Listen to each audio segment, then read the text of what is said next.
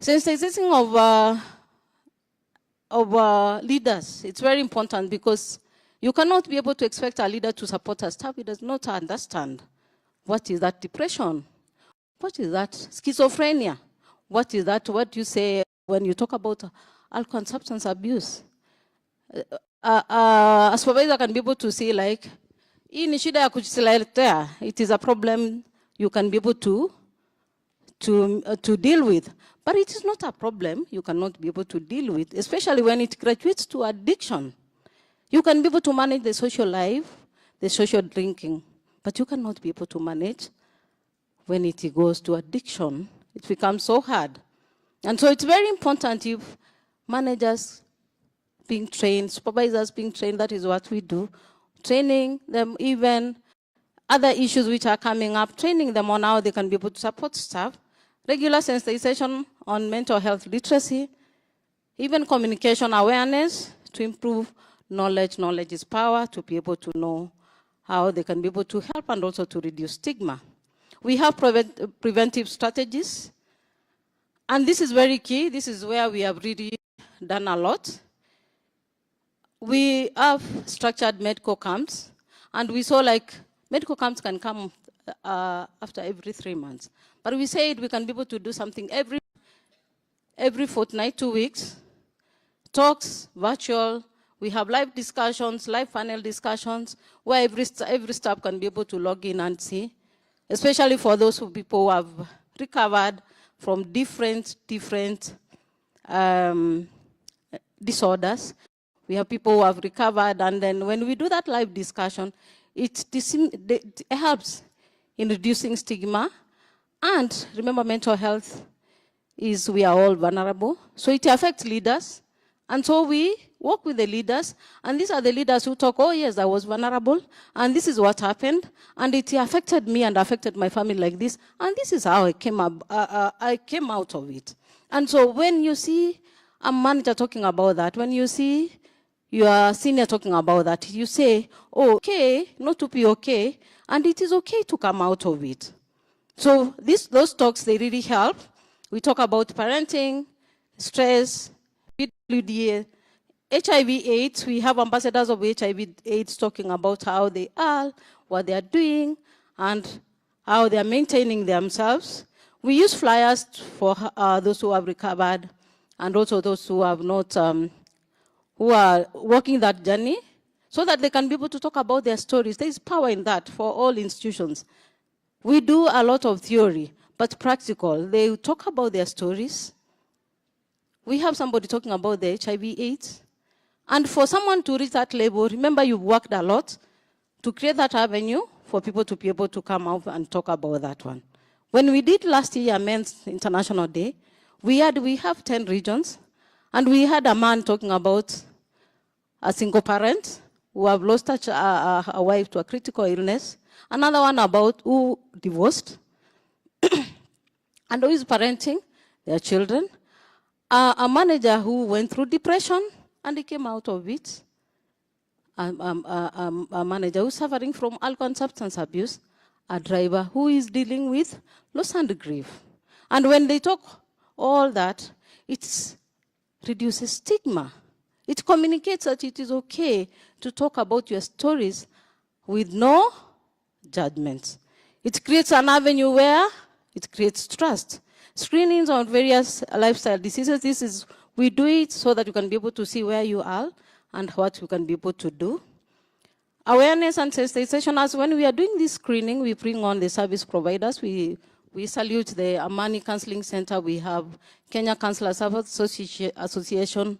We have Asumbi TTC. We have Chiromo, and we have Tranquil. We have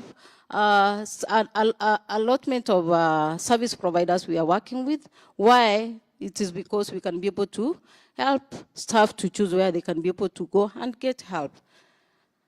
We do psychological first aid for especially somebody who has had a sudden death in the office. We do it so that we can be able to mitigate issues which coming up with loss and grief, delayed loss and grief, or depression. We also we have sensitization programs, but we approach it in 3 ways.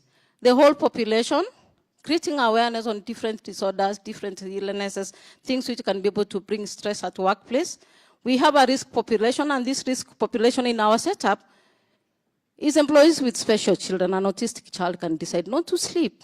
And this staff is expected to come at workplace, is expected to show up. And there's that time you are supposed to log in. So it's very important if we can be able to understand the special children. So for our setup, we have this staff in a national level, their leadership, and the company has supported them, flex hours. Our children get out of the cover at the age of 24. For this, they come when you are retiring, and also we support them. We have employed others. Technical team, that is because of the nature of their work. Sometimes it is unplanned. And so if they are not supported, they might get burnout, and they might go into a lot of mental illnesses. We also have employees with special children, with special needs, supported in all ways. Hearing aid, we take them out, we support them. We have tensies, and I have their leader here. Deborah, just salute. She's the one leading a lot of our tensies. We empower them, we mainstream them. We have as low as 20 years, quite a number.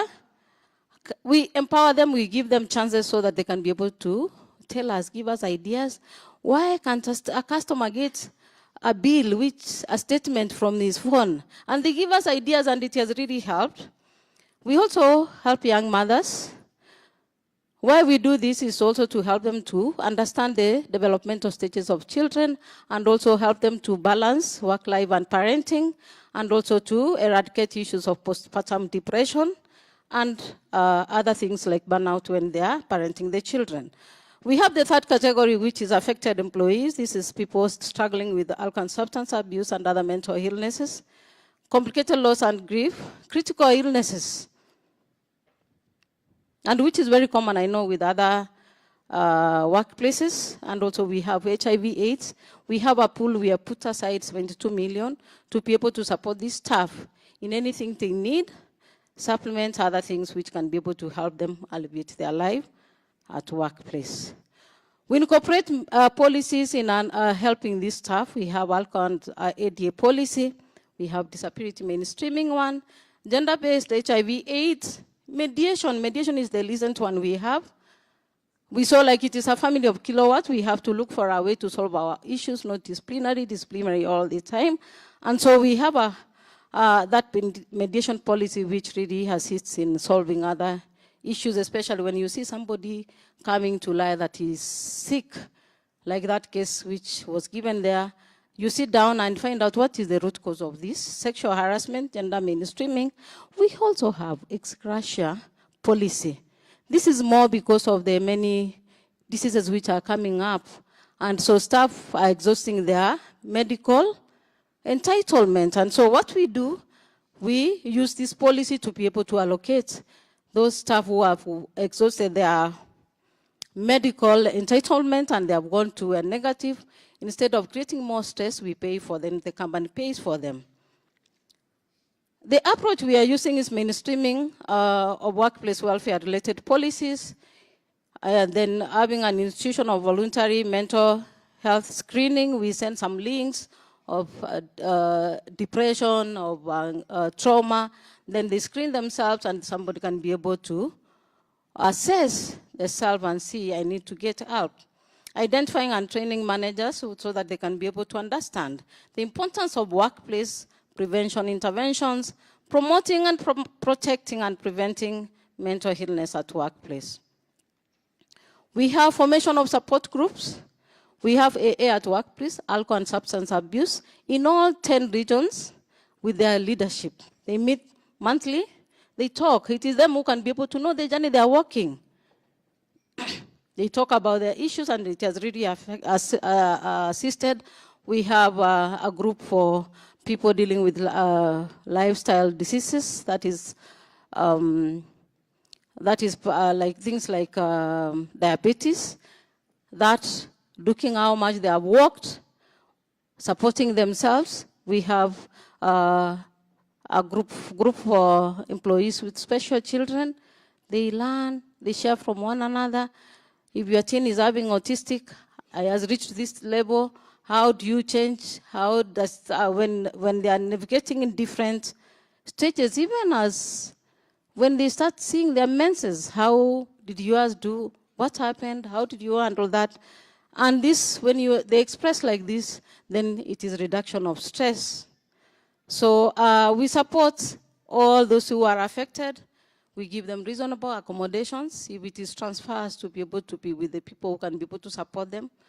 If it is somebody who has gone to the rehab, they don't go back to the same place. We change the environment for them. We have a return to work formula. This is when somebody has stayed out. Remember that we are a technical company, sometimes accidents. How do we return them back to work? Support employees initiatives. That is the AA and the EAP support groups. Support aftercare follow-up. We have a very structured aftercare follow-up, and which is tailored from our side. When we have a rehab, we say this is how we could want it to be done. So they give us an aftercare follow-up. We invest more on the aftercare to avoid the relapse. And then the attending of AA meetings, utilization of employee wellness program, we have them. Incorporating role models. This is where, when we do talks, either virtual or physical, we use these models who have changed to talk about their stories, how they went through anxiety, how they have recovered, and it is for those who have gone through alcohol and substance abuse, how it trained them, how it affected their families, their finances, and how it came out.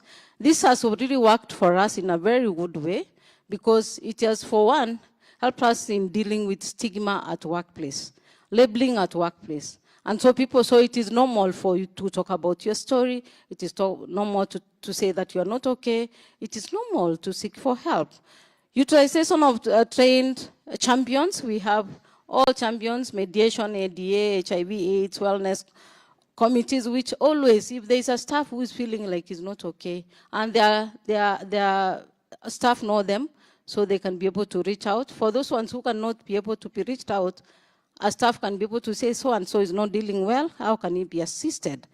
We have a program now, you can be able to report when somebody is having a challenge of mental illness. One, you can be able to refer yourself, call and say that I'm not okay and I need help. The second one, it is informal. You can be able to, a family can be able to come, a colleague, a friend.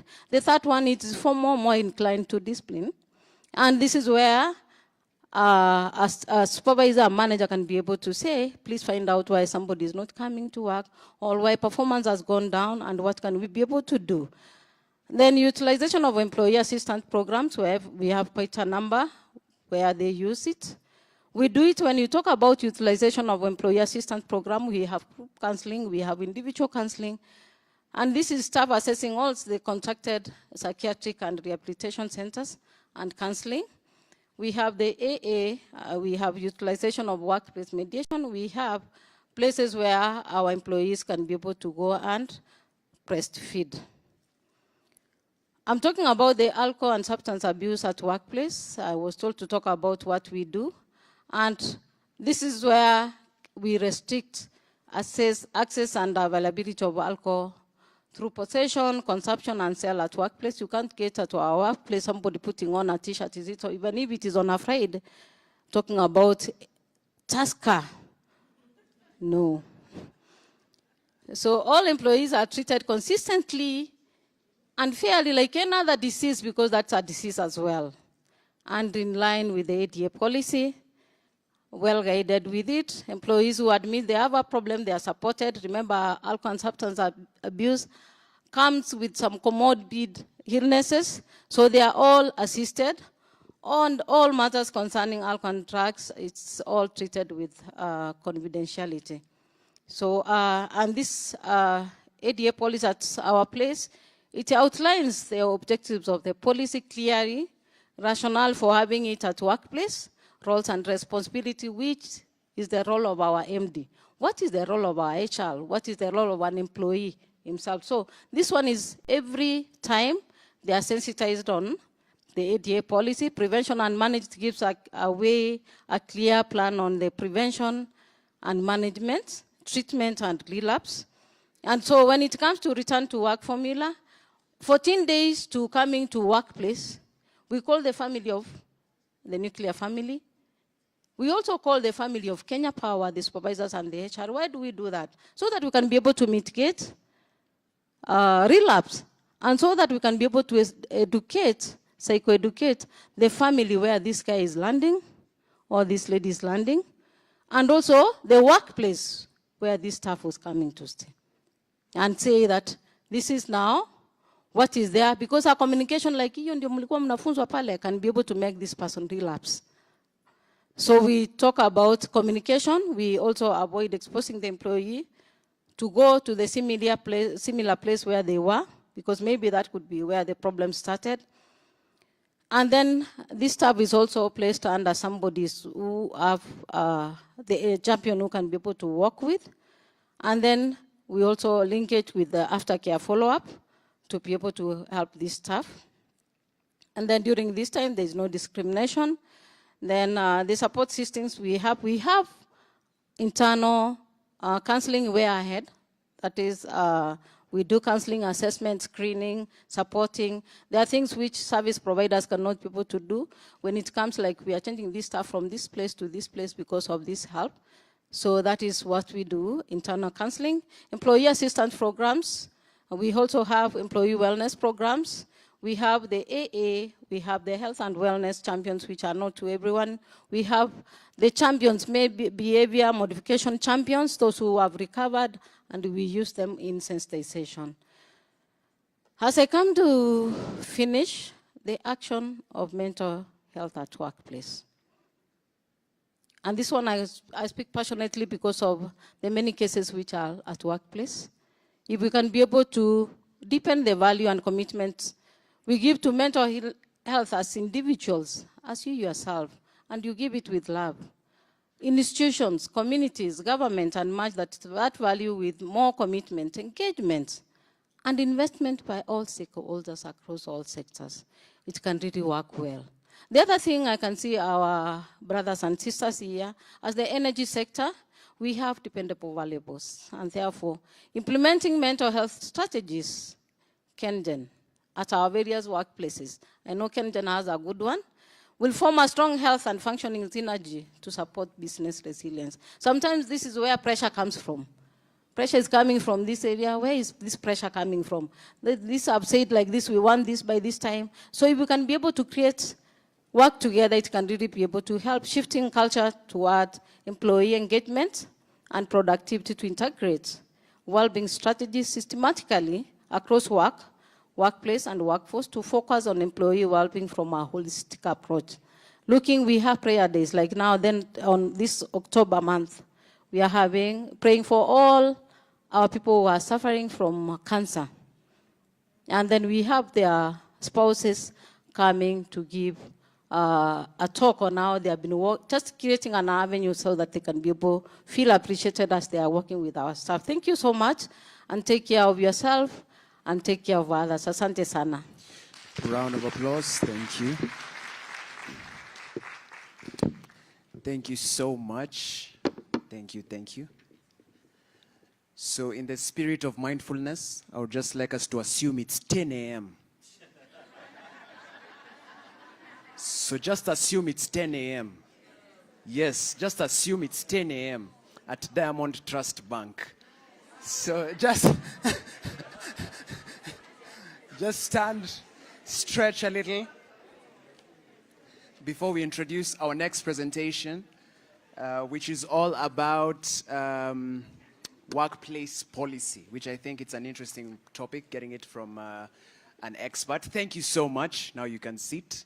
We don't want to use some of these programs, wellness programs, and insist we stand for the next session, kindly. So without much further ado, ladies and gentlemen, I would love to welcome Dr. Yvonne Orlando, Director, Public Education and Advocacy. She will be talking about workplace policy. Thank you so much, Dr. Yvonne Orlando. She's in the building. Thank you. A hand of applause. Thank you, thank you.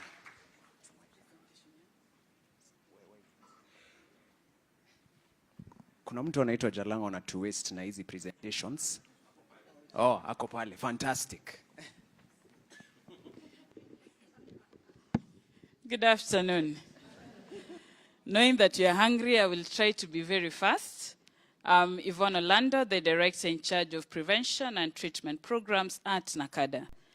NACADA is the government agency in charge of regulation of issues, demand, and supply suppression. We don't license bars, so please don't ask that one. Next slide. So when it comes to alcohol and drug abuse policies, first thing is you want to understand the aspect of feeling good. With mental health, you're saying you need to be feeling very good. But do you realize that is also why we take drugs? To feel very good. People don't take drugs to fall into ditches. Then we are looking at the aspect of functioning well. And this is where the difference comes in. Next slide. I want us to just do a simple exercise. I believe you all have a pen and a paper. And because it is lunchtime, tusonge haraka kiasi, sindio? So I want us to score ourselves on a scale of 1 to 10. 1, you're doing poorly, 10, you're doing very well. Let's look at our own wheel of life before we go look at the one for our clients. We start with your physical environment. Do you like where you're staying? 10 ama 0. Andika tu number. Next, business or career. Are you happy with your career growth? Are you happy with where you are? 10 or 0? You can put 2, 3, 4, 9 where you are. 0. You're on your next. Finances. How broke are you? 10. Next, health. Magoti zinauma. Are you happy with your health? Or are you struggling as you walk? Is your chest paining? 10 or 0? Family and friends. Are your family happy with you? Do they pick your calls? Ama wakiona wanasema tu, woi, again. Do you have friends? Or you call them and they're always in meetings because they know you want to borrow? Romance. Umekaukiwa kiasi gani? 10 or 0? Are you in a relationship or are you suffering in that relationship?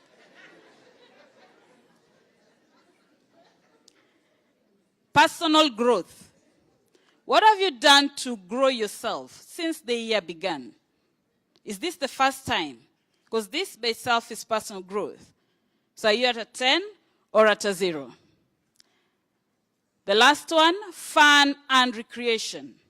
When is the last time you had fun? When is the last time you took yourself out? Or you're very serious working? Now look at your numbers. If you put that in a circle, would your wheel run? Okay? Now turn to your neighbor. Turn to your neighbor and ask them, the one that you scored the lowest, find out, are you struggling together or your neighbor is richer? Akupe ideas. For 1 minute.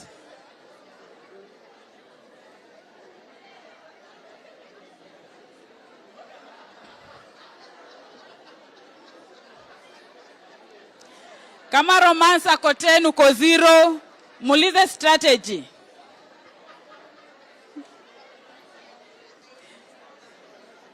If you're both single, you can start mingling.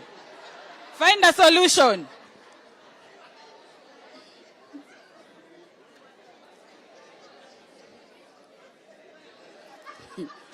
Okay, so because lunchtime is in the next few minutes, tuendelee.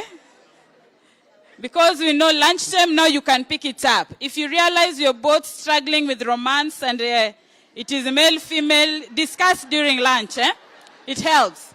Now, when you're looking at substance use disorders, Because for the policy, we want to prevent people ending up with what we commonly refer to as addictions. And this is when you have a substance use disorder. You've reached to a point where we are saying you're now sick, you're not functioning well, you need support. Next slide. Most of the people with an SUD also have co-occurring disorders. With co-occurring disorders, you're saying either you have depression, and for people who drink alcohol, you know it comes with depression. If you're smoking tobacco a lot, chances are you might have anxiety. If you're the person for shash, you might develop schizophrenia. So the co-occurrence comes together. You have two disorders at a go, a mental health condition and a substance use disorder. Next slide.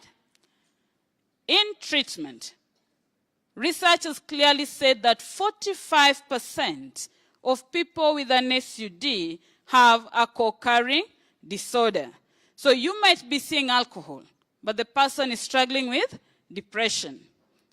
It is easier for somebody to be dumped in a rehab, because we've had those experiences. They actually lock them there for a year and disappear. Because for them, it is easier to say you have an alcohol use problem than to say, our family, we have schizophrenia. So in the process, we have issues of mismanagement. Next slide. Then we have the ones who even had more disadvantage. They have multiple co-occurring disorders. They have the substance use, the mental condition, and the medical condition. So you have alcohol use disorder.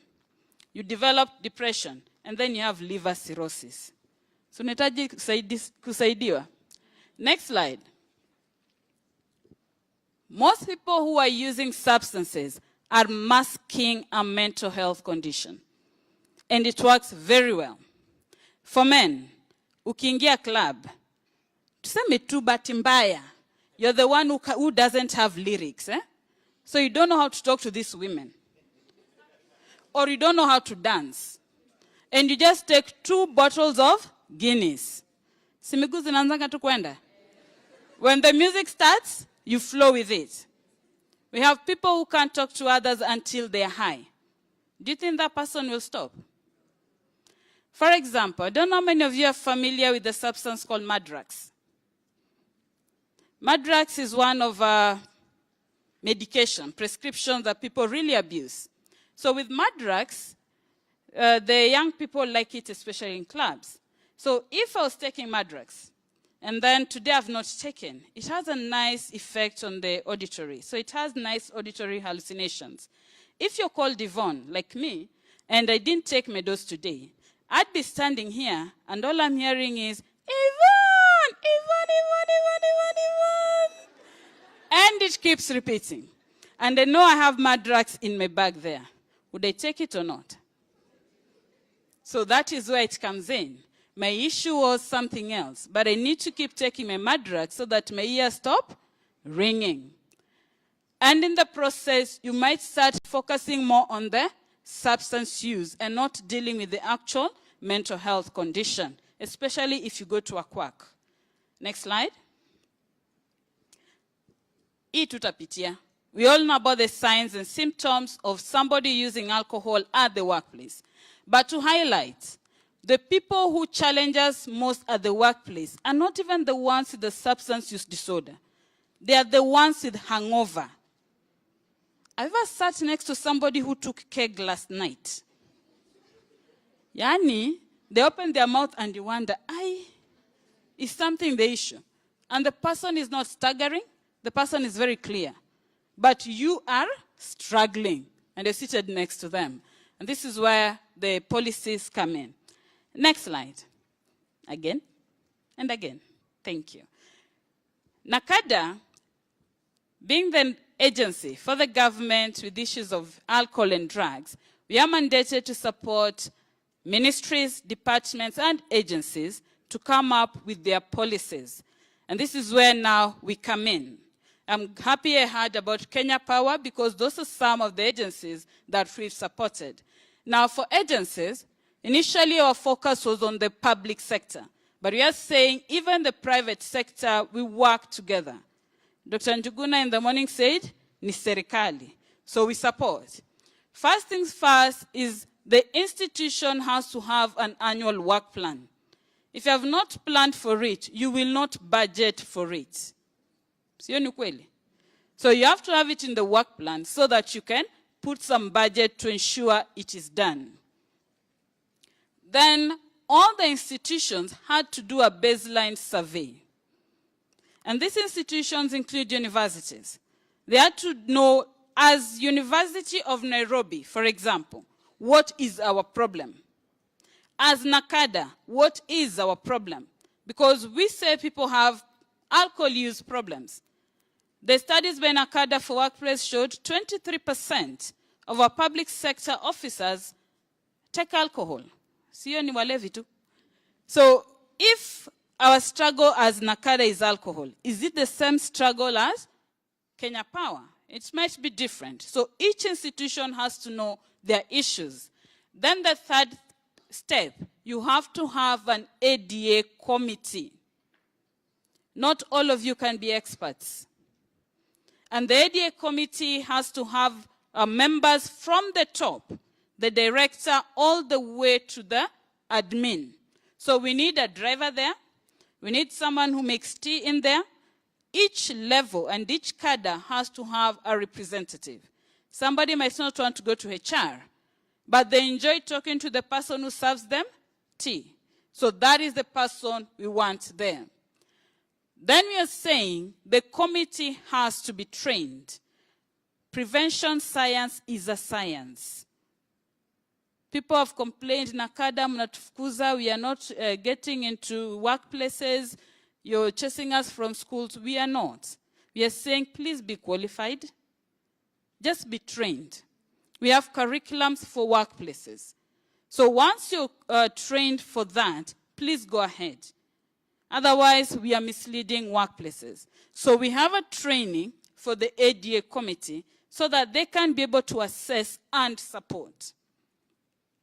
Now, once the committee is trained, then they come up with the workplace policy. And the outline is on the NACADA website. This policy is very clear. All employees must know their rights. If you have an alcohol problem, get help.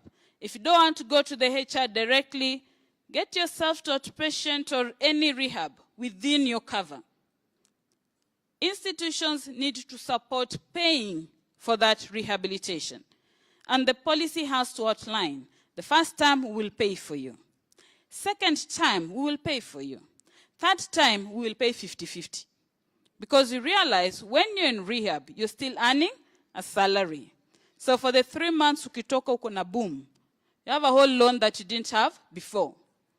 Step 6, because of the findings from your baseline survey, now you sensitize the staff and the family. You're not just sensitizing arbitrarily. It has to be from your findings as an institution. Then you establish support mechanisms. And brother, there's cause for all of this. If you don't do, we fail you and we embarrass you. So support mechanisms have to be there.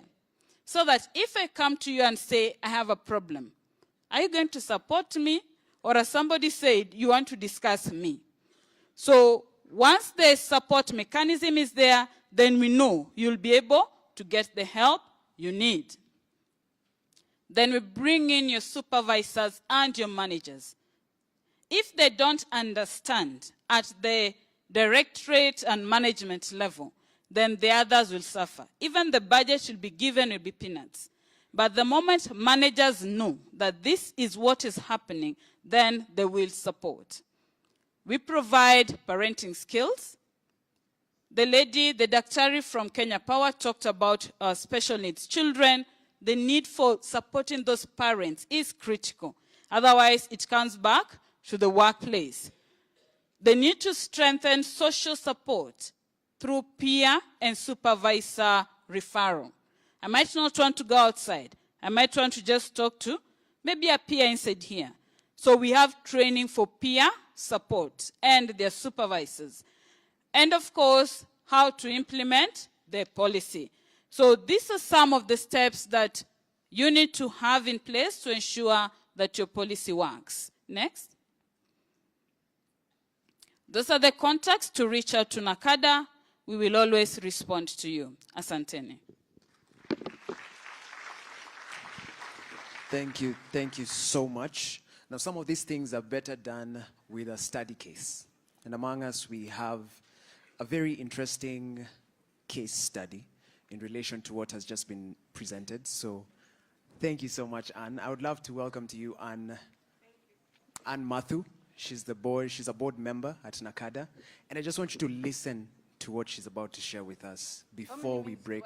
You have exactly 10 minutes. 10 minutes. Yes. So Or 10 let's... minutes ikiisha tukubaliane. Yes, actually, it's 20. Nistopishe story. Yeah, it's like, oh, no. You can take 15, 20. Because that story is very important for us to understand. I want us to So, be very clear. yes. 20 ikifika Yeah. nikate. So, hiyo njaa yenyu iko wapi? Iko 10 minutes ama 20? Wacha tuone ikifika 20 kama nitaendelea ama nitakata. Kibamba sana, mnamwambia endelee. Thank you so much, Anne. Okay. Good afternoon, everyone. My name is Anne Jerry Mathu. Wangapi wananijua, wangapi wameshaniona? Hata hakuna haja ya kuendelea. Anyway, I'm a lady of many hats. I'm a psychological counselor. I'm an author.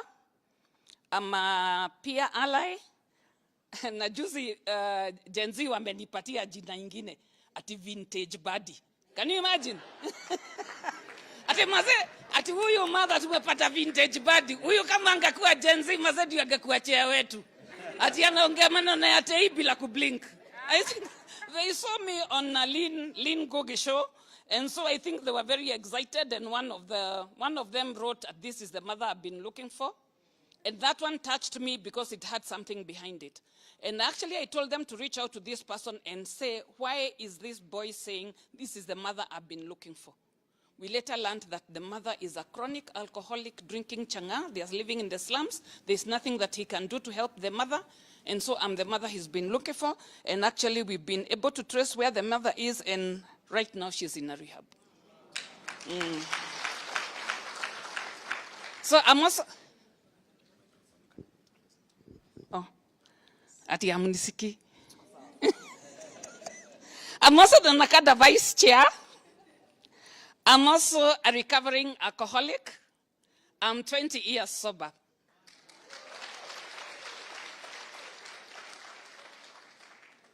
Na leo mimi ndio case study. Sasa nimeongeza ingine, leo mimi ndio case study. So actually I abused alcohol for, I'll try to be very brief. I abused alcohol for 20 years. I've been sober for 20 years. So you can guess my age, sindio? Kama ngapi? 38. Please tafadhali, kuna mtu amesema 70. Hiyo ni mzuri kweli. Na unajua 70 ni ile ya Bible. After 70 hiyo ingine ni bonus. Why do you want me to die very quickly? Anyway, I'm 60 years and still on heels.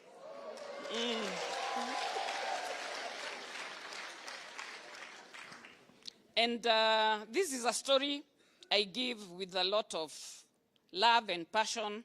I'm no longer ashamed of giving this story. The first time I gave this story, the first time I went public was 2007 through Nation newspaper, and my story was done by Millicent Mwololo.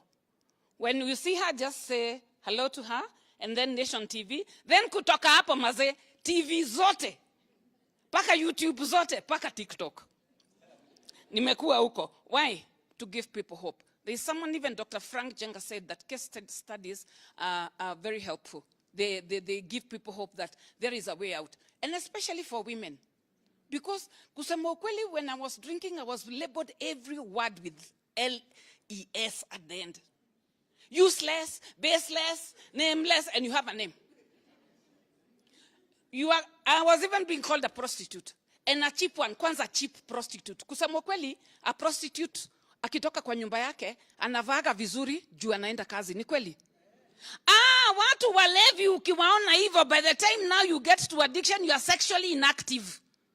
Even if you see a woman coming out from a room with 5 men, ile kitu wamefanya usiku mzima ni kuibana, stealing from one another na kunyamba. Because hakuna kitu ingine. These people, the woman is sexually inactive, the man is sexually inactive, you are just looking at someone's pocket, ni nini amebakisha, unaiba, wewe ukilala na kuibia, ule anabaki na pesa, anatoa wengine loka asubuhi. So, we were never prostitutes. Prostitution hatukuingia. And actually, even those people who impregnate women who have a drinking or substance use disorder are normal men who can actually nyorosa you very well. Otherwise, these are the ones hakuna. These are the ones in that stage of addiction, especially when you get to the fourth stage of addiction, habitual, you are not active. And that's why you find men crying in the bar who have gotten to the fourth stage of addiction, especially when a beautiful girl passes. Because here kazi yake ni kukula na macho. Kukula na macho tu. And the moment you ask him, why are you crying? Anakuambia shughuli zangu achana nazo. Anaambia bama niongeze ingine mbili. Umesikia nimekuuliza shida zako. So, actually, I came from, at this place I can be able to share that, but not everywhere I do, that I came from a very, very dysfunctional family. My father was an alcoholic. When I was small, I never saw my mom happy. Because every time my father came drunk, my father was very handsome, so he had many women. Whenever he came drunk and my mom questioned, my mom was beaten. There are times that he used to kufunga mama yangu na mshipi mikono at the back, remove her clothes, throw her in the bathroom, na nafungulia maji. The whole night my mom would be there.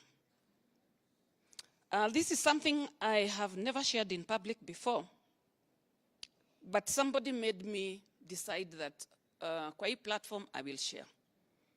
A lady who is sharing her story on, what is this conversations that I did the other day? Yeah, with Justice. She's on Justice's platform this morning. A lady who's been my friend for a very long time, but there are things she went through that I didn't know. She was gang raped. She was raped by the father. She came from a totally dysfunctional family. And that made me cry this morning. It took me back to my childhood, whereby my father had the final say at home. Nobody else could talk. So my mom had no say in that family. My father started giving us alcohol. My first drink I took when I was 10 years, my mom could not talk. My dad used to give me muratina and tell me, kudama ito derugagerwa bwe. So you can imagine he gives you a whole horn of muratina and then he tells you to write a cigarette for him at 10 years old. And like we say, addiction is progressive. That time, I didn't see anything wrong. My dad loved me a lot. And that made my mom hate me. Because my dad used to go out with me.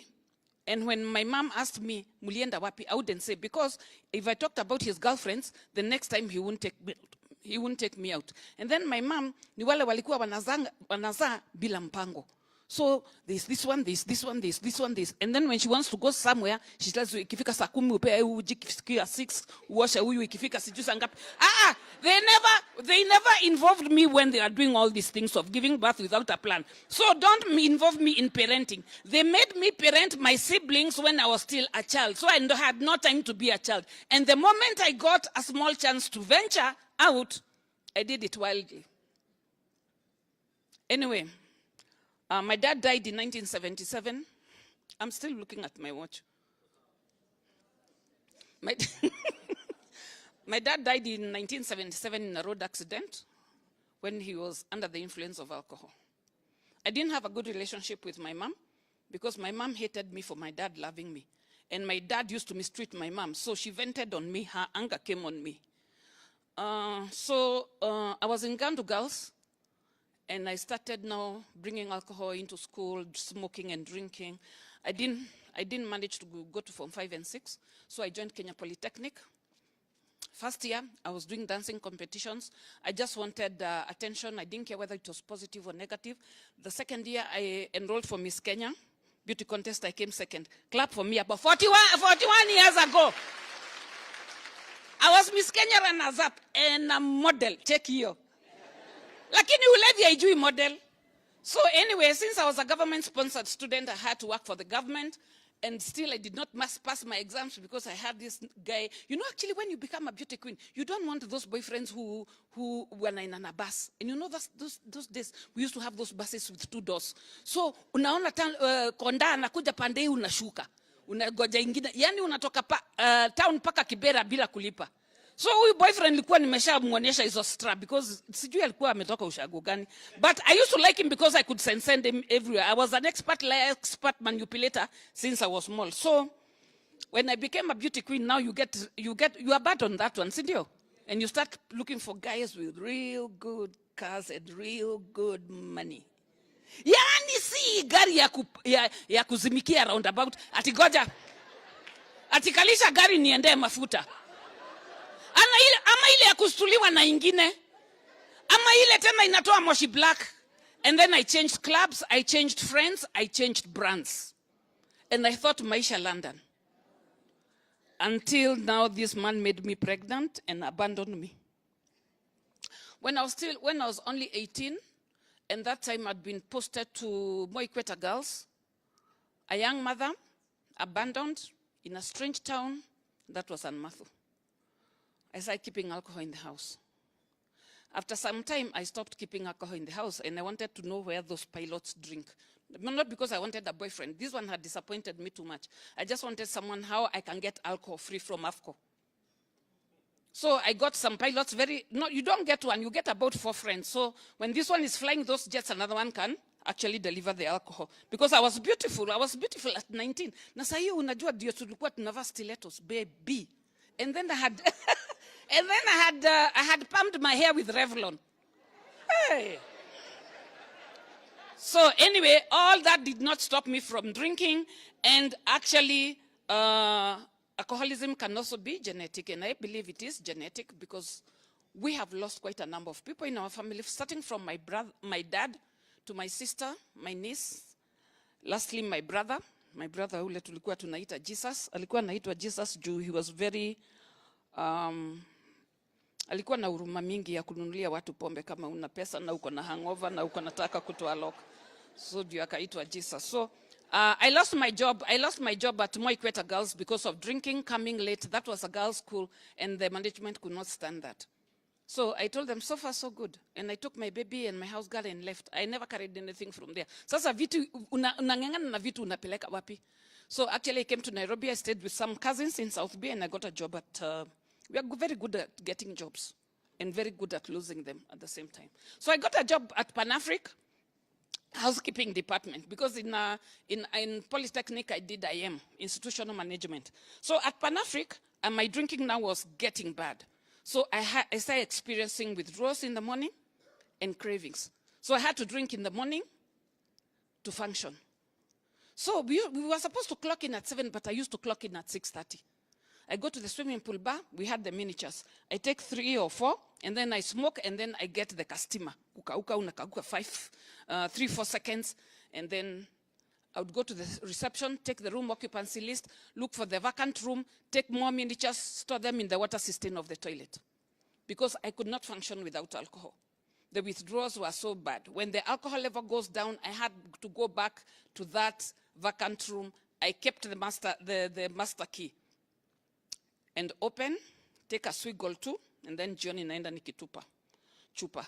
So as I progressed with, or graduated, because we graduate from one level to another, I started missing work. So every time I got paid, they would not see me until the salary is over. That is when they'll see me. So if we had something like a workplace policy, by then, I would not have lost those jobs. So actually, now the HR called me and told me, tumeona uko na shida ya ulevi. Because mimi nilikuwa nakujaga na makaratasi ya doctors imeandikiwa kwa bar kwanza. And then the doctor, there's one doctor who used to write for me, very sick, 1 week off, and it is in the bar, and this paper imetolewa kwa ile kitabu ya bills. And then hapo nyuma, then on the following day, I go to Thika District Hospital. It's stamped, I take to Pan-Africa. Until they said, no, some of these doctors, we don't even know them because we have our own company doctors, and these letters are coming from strange doctors. So I told them, okay, they called me and they told me, we don't want you to lose your job, but we're going to give you an option of going to either Kilaguni Safari Lodge or Kericho Tea Hotel. Kilaguni Safari Lodge, siniyo ni kifo.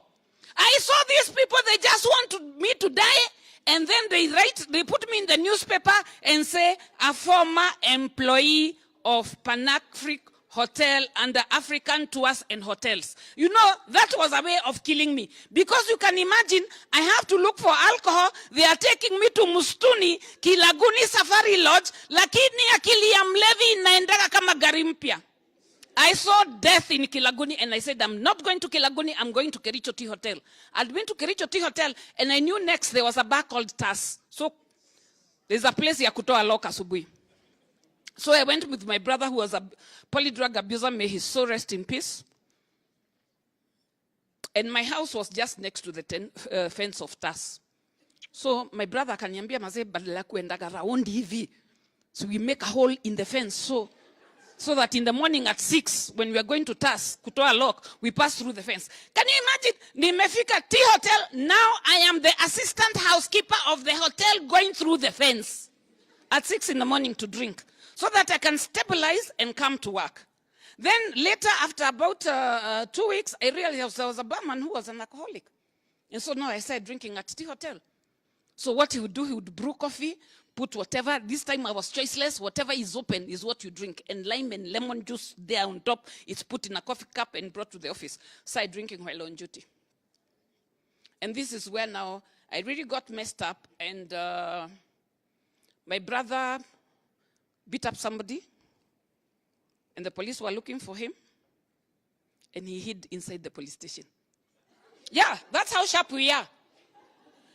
You cannot be, the police told me we have to arrest your brother because this is bodily harm, and I don't know what these doctors call them.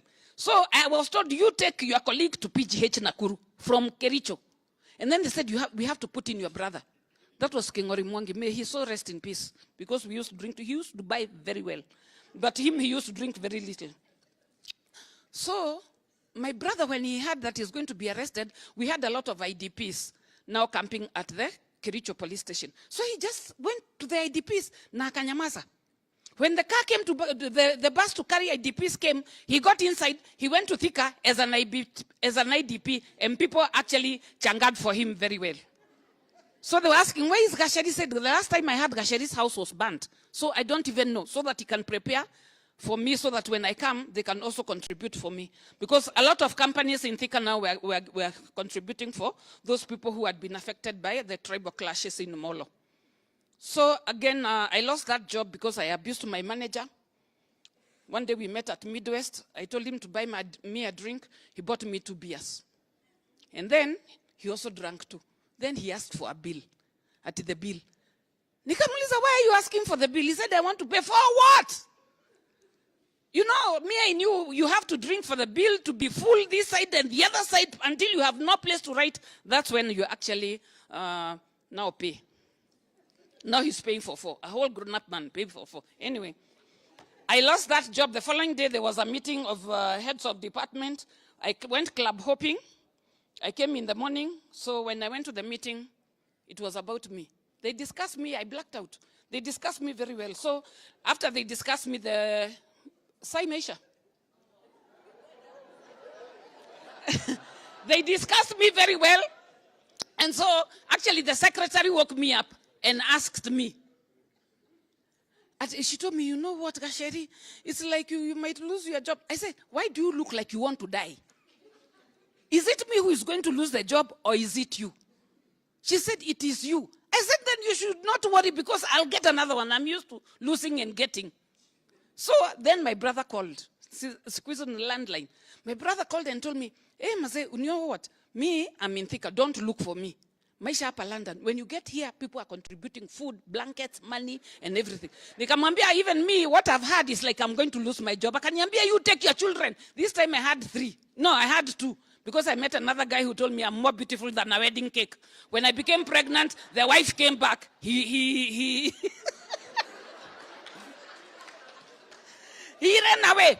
And that's why we say we cannot actually pinpoint what leads someone to alcoholism. Look at all the losses, toxic relationships. You're being abandoned here and there. When the wife came back, he said, doesn't know me. And that time the pregnancy is 8 months. Where's it? Where's Nikuzatu? So anyway, she became a good friend of mine. She came looking for me and she said, you took very good care of my children. I'll take care of you. Even if this man has abandoned me, I'll be stealing from him. I bring for you. So that's what happened. Unfortunately, she later died in a road accident, and later I took the children. I took her children, brought them up, and actually now they are through school. So my firstborn and my stepdaughter are both in the US now. Yeah, so after that is when I went to Thika as an IDP, and I got to that's what my brother told me. And he was there with family friends, because my father was actually a very senior officer with Thika Municipal Council in the 60s and 70s. So us, we were members of Thika Sports Club and all that and all that. Thika Sports Club, Thika Golf Club, you know those kind of clubs. For the first time when we could go bowling and all those kind of things, golf, vitu kama hizo yenye iskiki huko Ushago. So maisha ilikuwa London. So my brother actually called all my dad's friends and said, I've found Gasheri. You know, he had told them that my house was burned. So everybody was waiting for me, and they chanted for me very well. And he told me 10% ni yangu for mobilizing people for you. So actually, that's how I ended up again now in Thika. He got me a house near a bar. He told me, hakuna haja kutafuta mabar the best thing is you go there, you drink, unatoa lock, unakuja kwa nyumba. So after some time, some cousins of mine who were paying my rent realized I was not an IDP, and they said they are not going to pay my rent again. Every alcoholic has to have a plan B. So actually, I was seeing these people, watakuja kugundua, I was not an IDP, and they will stop paying rent. So there was another doctor who was drinking there. I've never seen him with a girlfriend, so nikachunguza. No girlfriend, no wife, hana mtoi pahali, he lives alone in a 2-bedroom house, plan B. So actually, even when they said, we cannot pay your rent anymore, I said, so far so good. What you've done, I truly appreciate. So in the evening when I saw Daktari coming, I started crying. He said, Gashari, what is the problem? I said, no, nobody wants to pay my rent for me. You know, he said, please come and live with me. Come with your children. And I have an extra bedroom. So you see how now we are able to manipulate people's thoughts and feelings. So he gave me a spare key. The following day I was there. You don't waste such chances. Living in a doctor's house, how do you say, ati let me go and plan? Hakuna kuplan. Ile vitu mzee unapeana kwa plot na kuingia kwa daktari. So anyway, I lived with daktari for 5 years. Unfortunately, he kept on being transferred from one hospital to another because of drinking. He had a bad drinking problem. From Thika District Hospital, we went to PGH Nyeri. Then sub-district hospital, Olkalau. The MOH was like this. He called the PMO. Sitaki hawa. Hawa na wajua. So we were sent to Kerogoya. Kerogoya walevi tupu kwa hiyo hospital. So they welcomed us very well. Unfortunately, 2 months later, Daktari woke up, vomited blood, and died. Unfortunately, or fortunately, I was not in the house. He was with the mother, who was a clinical officer by profession. And I'd gone to Kericho to get a letter from the management because I wanted to look for a job in Kiruwea. So they called me in Kericho and told me Daktari is very sick, only to come back and find that he has died. So I was asking the mother, you as a clinical officer, what did you do to save him? The other day, he told me, no, we took him to outpatient, akakaka hapo, wakajaribu kumnini, and then he died. But the other day is when I met, just 3 weeks ago, is when I met the MOH, who was in Kiruga District Hospital, and they told me they were called for a body. He died, the house I came, the house was just full of blood. I think where he was trying to call out, bedroom, jikoni, everywhere was just blood. And then the mother took off. She came and told their clan, here in Masaini, I killed their son. So I was nilitengwa kwa mazishi. I was not even allowed to view the body. I was not allowed to bury him. I was not even allowed kukaribia hiyo coffin. And you know, my mom tried to tell them, you know, Jerry doesn't even want anything from you people. She just wants to bury this man they've been living together with for so long. They said, no, she'll come back dead. So I just told my mom, hata kama wewe ukunywe, let's go to Jogonas. So there's nothing you can do. You just go to Jogonas. And then after that, I can see now you are very hungry, and I can see some people are looking at me with green eyes. So after that is when I went to live with a family friend in Thika and started drinking second-generation alcoholic drinks. So now with no money, my mom took the children. The family nilienda kukaa now, they drink now from all of them, from their mother to all the children. So wakinunua crate, within no time it's finished. So mi nikaona hii maneno ya kuchangia crate siwezi. So afadhali niende wines and spirits. Nikunywe. Siku moja nilikunywa ingine ilikuwa naitwa Sapphire. Tulikuwa naita chura. It was such a big sachet, tukiweka kwa meza inaanza kudance hivi. So iyo chura nilikunywa, and you know actually where I was living on a farm. I actually went and blacked out near the cattle dip. So my head was just hanging even I eat your cattle dip. If I could have fallen inside there, I could have just drowned in that cattle dip and died. So I never drank chura again, that Sapphire. So a friend of mine actually came from Germany. Akasikia vile niko, I'm just drinking wines and spirits, navaa my slippers too, kosokoni. So she came looking for me and she cried. She told me, Gasheri, we all wanted to be a model like you.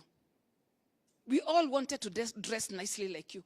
We all wanted to have that model walk, model touch. But this is you, Gasheri. Kambia, maisha iko hivyo. Do you know she went back to Germany and wrote me an invitation letter? Yani ulevi ilifanya niende Germany. Na sisemi muende mkunywa ati muende Germany. You might die before you enter that plane. So I went to Germany, and actually after some time we fell out. Because I was drinking, they keep a lot of Russian vodka. Germany, you go, they won't give you food or tea. They give you alcohol because it's the cheapest. So kukunywa, she said, no more alcohol in this house. So one day I woke up with very bad withdrawals. Nikaenda Kafidak. Kafidak was owned by a Cameroonian. That's why we used to drink. Nikaangalia pombe kwa counter na sina pesa because Catherine used to keep my money.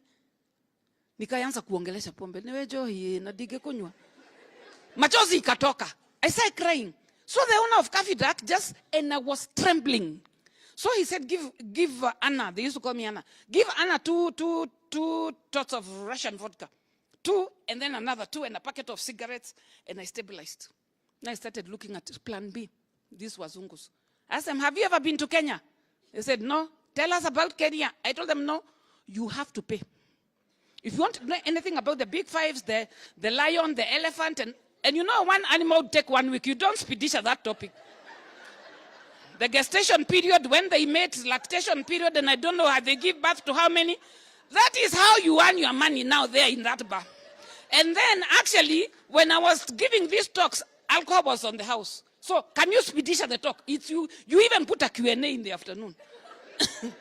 So actually, that's when now I started now. There's a Mzungu who used to sit next to me. He used to look at me. I used to look at him. Nikaona plan B because I saw I'm falling out with Catherine. Lazima ukuwe na plan B. As I'm Levy, never stay with one plan. So this man, I saw he was very sickly. He had money. So I saw death and money. So one day he told me, Anna, I'm in love with you. I'd like to marry you. Nikamwambia, I fell in love with you a long time ago. I just didn't know how to tell you.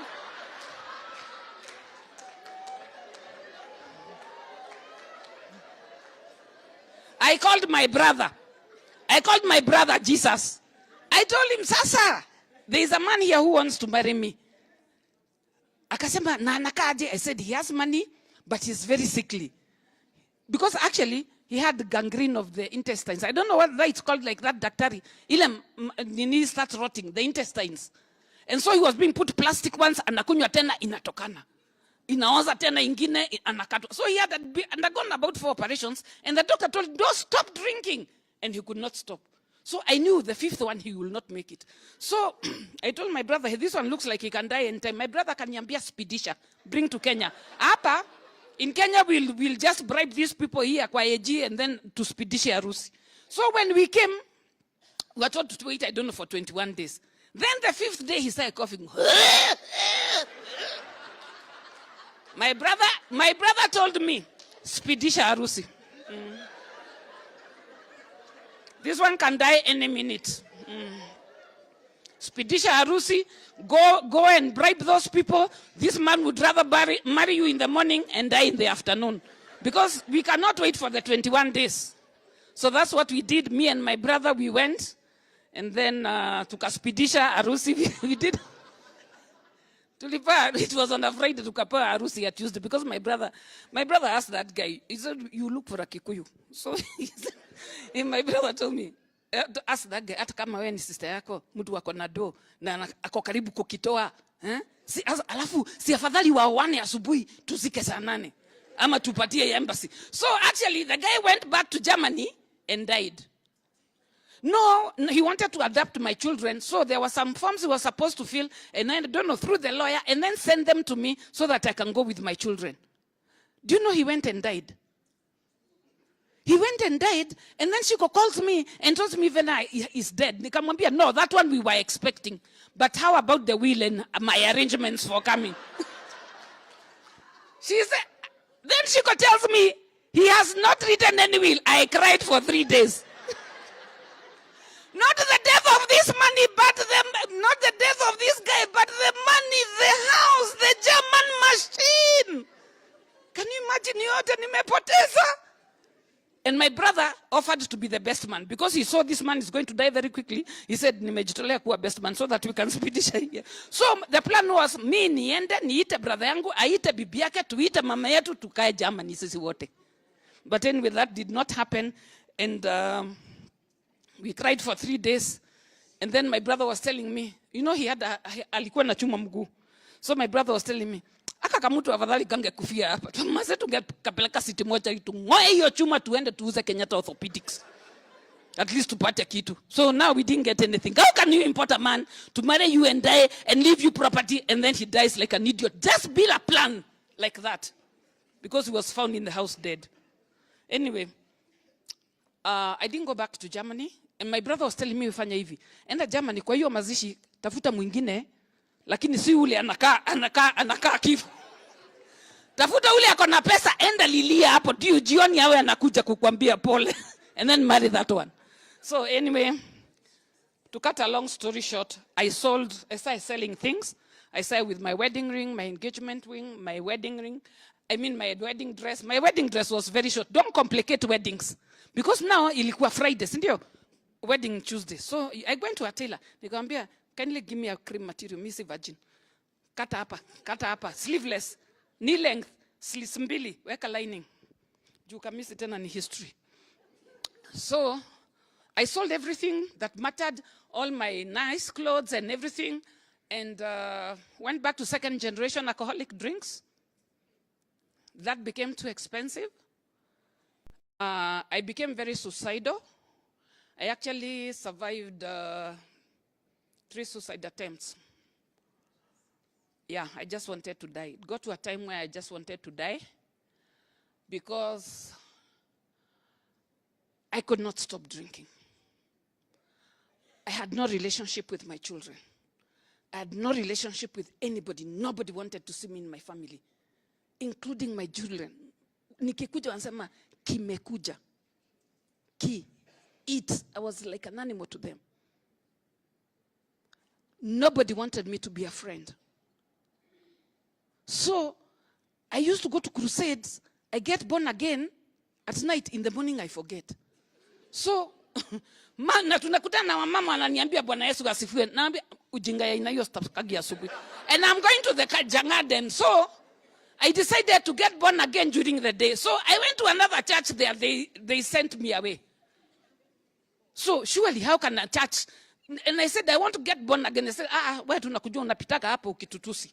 Because I used to pass by that church and say, you continue singing there and we know what you do at night. Afadhali mimi ni ulevi peke yake. So mtanikuta huko na mzee Peter tukiasha watu in, and you will not get in heaven. So when you go to the same church you want to get born again, will they allow you? So they threw me outside, and on the other side of the road, I sat on a stone and I cried. And I said, now, I've been in and out of hospital many times, health complications. So I used to put my medication in a tin. Nilienda nikanunua changa, because this time I was living in a shanty opposite the changa den. I actually now shifted and started living in the slums. Kiandu to slums in Thika. So my brother got me a shanty opposite the changa den, and I went and bought half liter of changa, nikakunywa hiyo dawa yote. So my brother found me when I was about to die, because I'd sold the lock.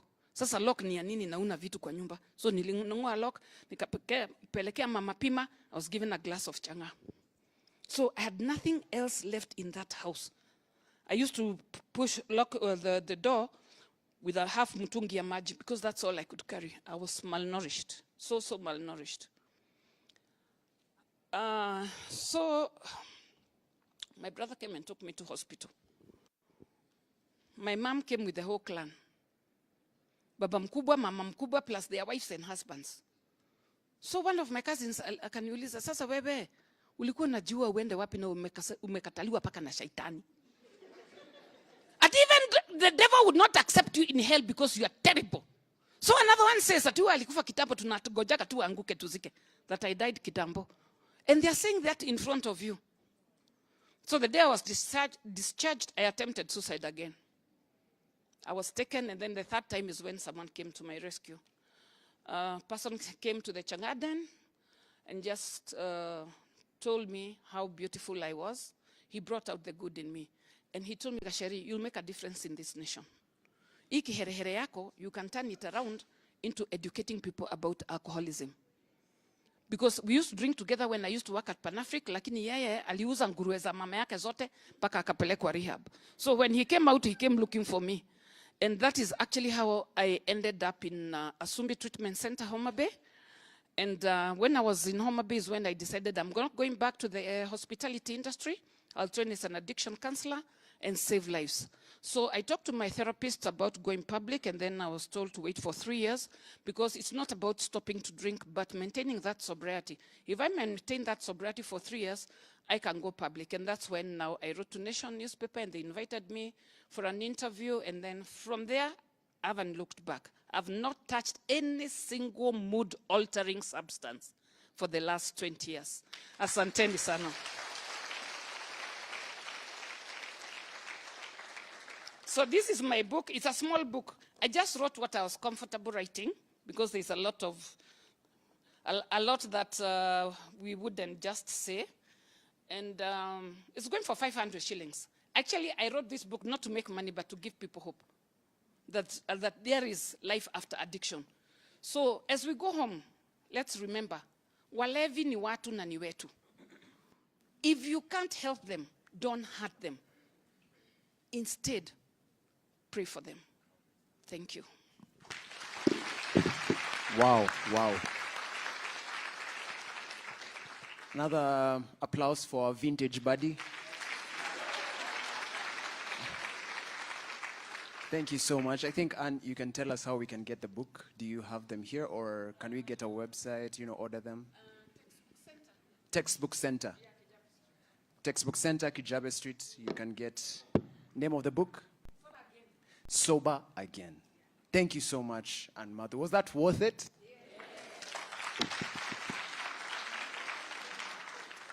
Yeah. Fantastic. I feel a bit I might just write another poem. Bear with me. So we are now headed to our lunch break. I want to call my co-pilot, Dan Mwangi, so that we can do this together. Because once we come back, we're going to break out into group sessions. And so we will rearrange the whole room so that we can make this fun and engaging. So after lunch, when we come back, so we want to just allocate each one of us a group session. And we want to do it in a way that will also force us to sort of like interact with each other. So we don't want people sitting at the same table being in the same group. We want us to intermingle because we'll have some questions that we will sort of discuss in our groups and have presentations afterwards. And then we'll close it up with our fireside chat and call it a brilliant, brilliant day. So Dan, how are we going to do our categorizing into the groups? All right. I'm still reeling off Anne's story. I have many questions, but tutaongea kando. But it definitely is a life-changing story. Don't you think so, guys? It was worth delaying lunch. So when we come back, we're going to be in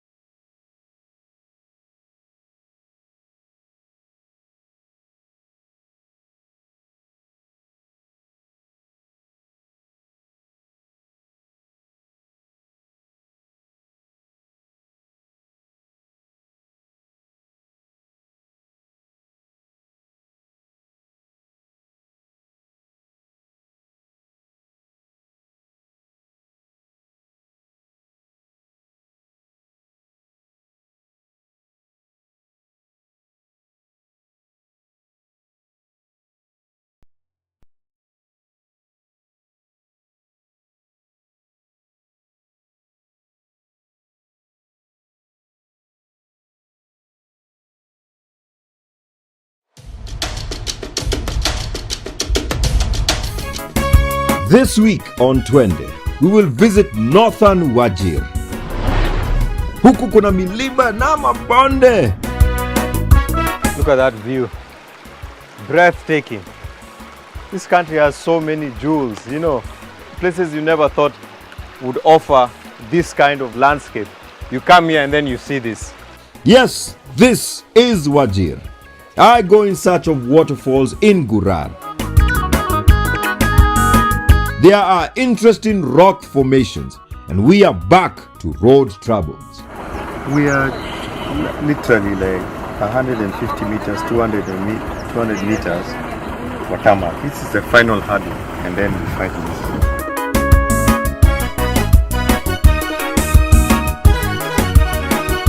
this. We get to drive on one of the best roads in northern Kenya.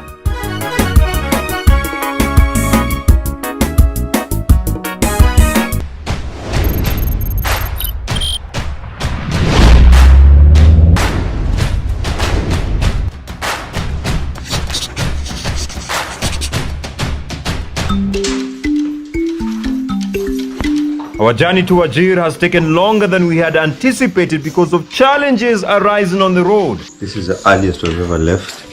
It's 3:15. Yeah, I feel fresh. as fresh as you can be at 3:15 after sleeping at around midnight. It is day 5 and we are supposed to be in Marsabit on our way back to Nairobi. We spent a day longer because of the Shatta Abak route.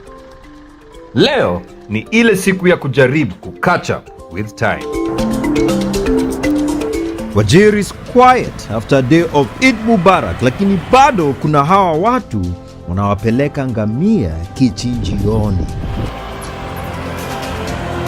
We are soon out of the tarmac zone and back to the loose surface road. This donkey tries to get our attention. I don't speak donkey, but I think he was trying to tell us about his friends on the road. The road from Wajir to Buna is not so bad, although at night inakaa hapa ndio bedroom ya ngamia na punda.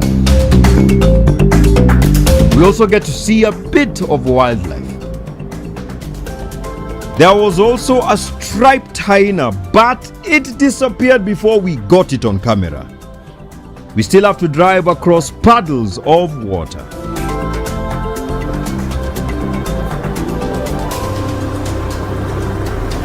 Even with wild animals running around, we meet Aftena walking in the dark with her donkeys in search of firewood. Uliamka saa ngapi? Maka saa sokate. Sokate kuton kan sokate.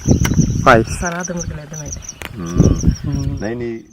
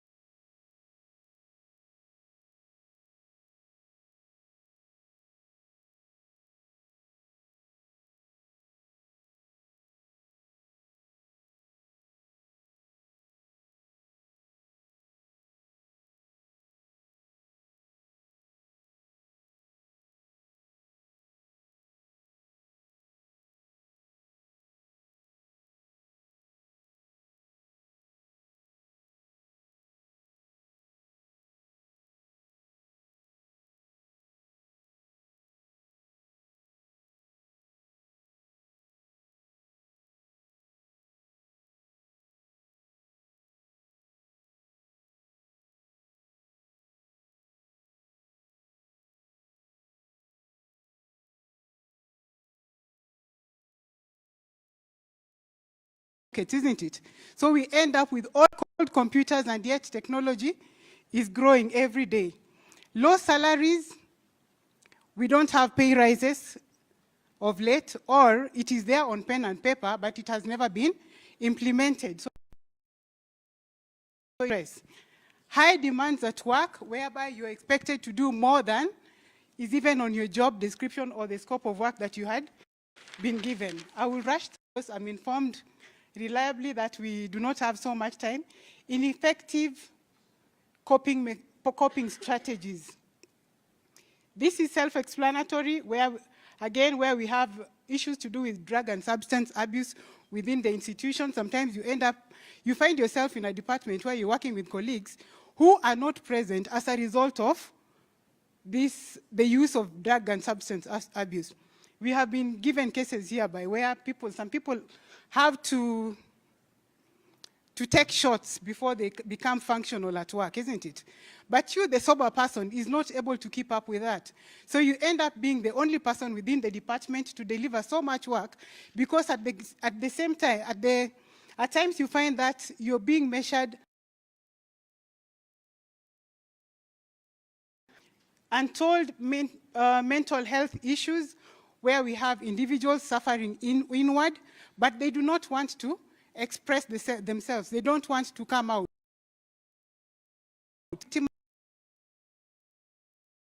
Here arise as a result of that. Two,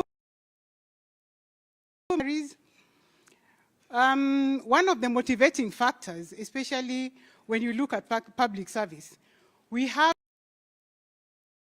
carrying out today. When you're sent out on training, you get an allowance, isn't it? You get a relax.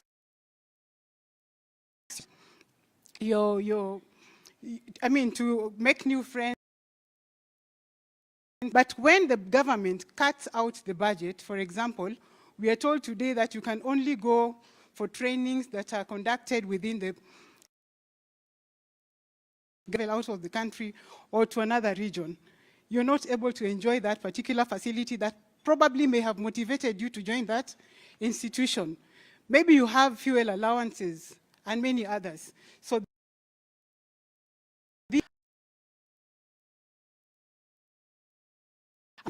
you can imagine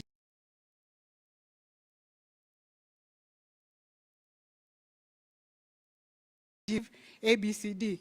It affects you, because sometimes you take a loan based on your expectations from the salary.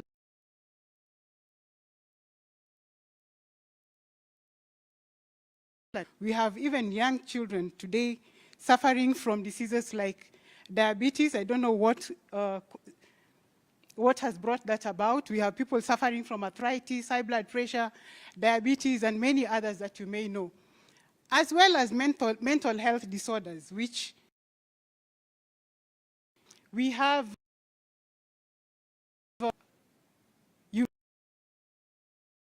from bipolar. A close friend whom we were doing mission with from the church, supermarket, and picked stuff, put them in a trolley, went to the till. After the teller had already passed through, she was told the bill was 8,000.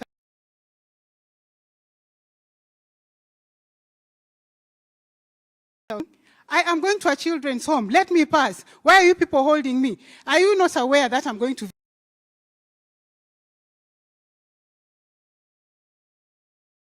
visit? And they approached the teller and told them there may be a problem that we people do not know. Let us take her with her, take her along. The security were drawing close, and she had attracted.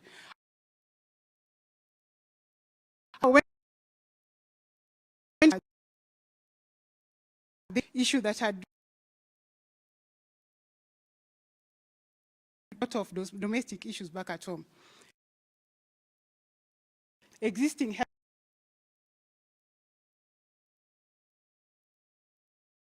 health, lack of strategic operating procedures within the workplace, Human resource practitioners, please take note of that. Lack of growth opportunities. Everybody wants to acquire a degree, you want to acquire a master's, you want to expand your knowledge. Like today we're learning about mental health challenges. But you end up piling certificates and information and knowledge without any opportunity for promotion, or we do not have jobs where you can move around and be able to grow yourself and realize the potential that you have and the growth that you have put in yourself by opportunities within the organization, or even from an individual's perspective. Square pegs in round holes, we are aware of that. We have seen that working in government. A message to a letter to the managing director. I have sent Celine to your organization. Make sure she's a institution. She has done maybe agriculture and does not know anything to do with the health industry, isn't it? So, poor teamwork.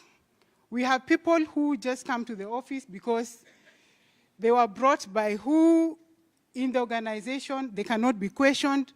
You cannot command them. They are brought there, you train them, and they become your bosses, isn't it? Lack of work structures. Work, we have talked about them. Toxic, narcissistic bosses and colleagues that even walk in. I know you are the bosses that I'm talking about. We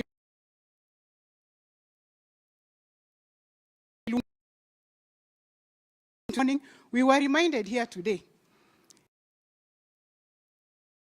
isn't it? The same way women here, when you wake up in the morning and there's that house girl who is making for you tea, she's expected to do all the house.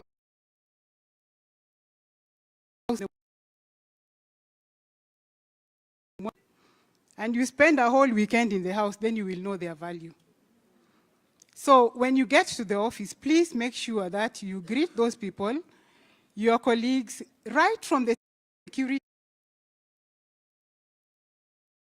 That person is able to tell from facial expression basis. Being toxic does not only mean that you are abusive, it also means that you look down upon people. You are that person who is very demeaning.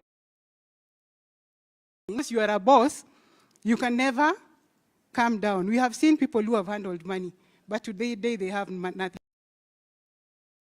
Taking people around the other day. Where is he today? So start thinking along those lines. So talk and colleagues. Place harassment. Take note of that. I asked you for a favor. You denied me that favor. You want to go on a trip. I will not sign your request. Yeah, lady bosses are even worse, I'm being told here. So please take note. Societal pressure can also lead to stress. You just graduated the other day. You're having a very good job. How come you're not getting a man to marry? There in our society. And many more. Unhealthy relationships at work, cutting across from boss one to, you know what I'm talking about. And unfortunately, also being in the training industry, I hope you don't fall in this category, where we are also practicing LGBTQ. There is a participant who approached me after training, and she was asking me that, Mwalimu, in our organization, there is this particular boss who is asking me for a relationship. This is a lady. And I have tried to dodge her. She's even promised to buy me a car, do the assignment. And with that, I end my presentation. All right.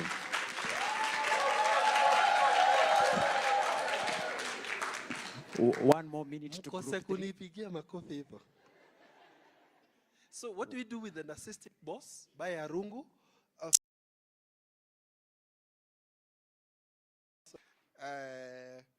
So we took a two-pronged approach.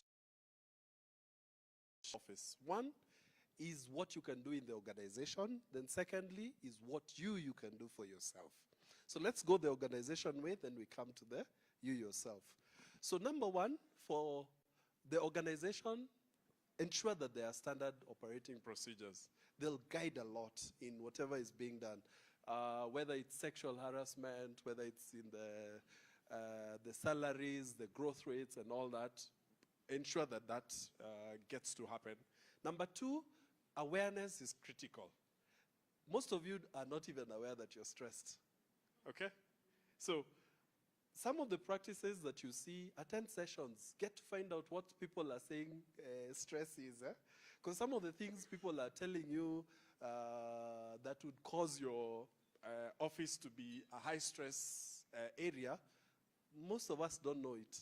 And when you go into forums where the awareness is created, then you actually are able to do a lot more for yourself. Upskill yourself, get trainings. Communication is very critical. And one of the things is everyone in the organization needs to be trained on communicating. Even the ones who don't speak, they need to be given the freedom to know how to do that. And some of the times you might find that they don't know how to speak, but they can write. So I'll give you some of the tips as we get into the other session. Get feedback however you get it. Get it. If you need to, don't go to the Twitter guys. You know that guy for Twitter? The one you tell him, then he tells your organization. Don't go to him. But as an organization, when you see that coming your way, please get that feedback and take it positively. Because definitely the question is, it's brewing, don't bury it, just ensure that it actually gets addressed. Always have a clear implementation plan as an organization to the things that you're getting from the feedback.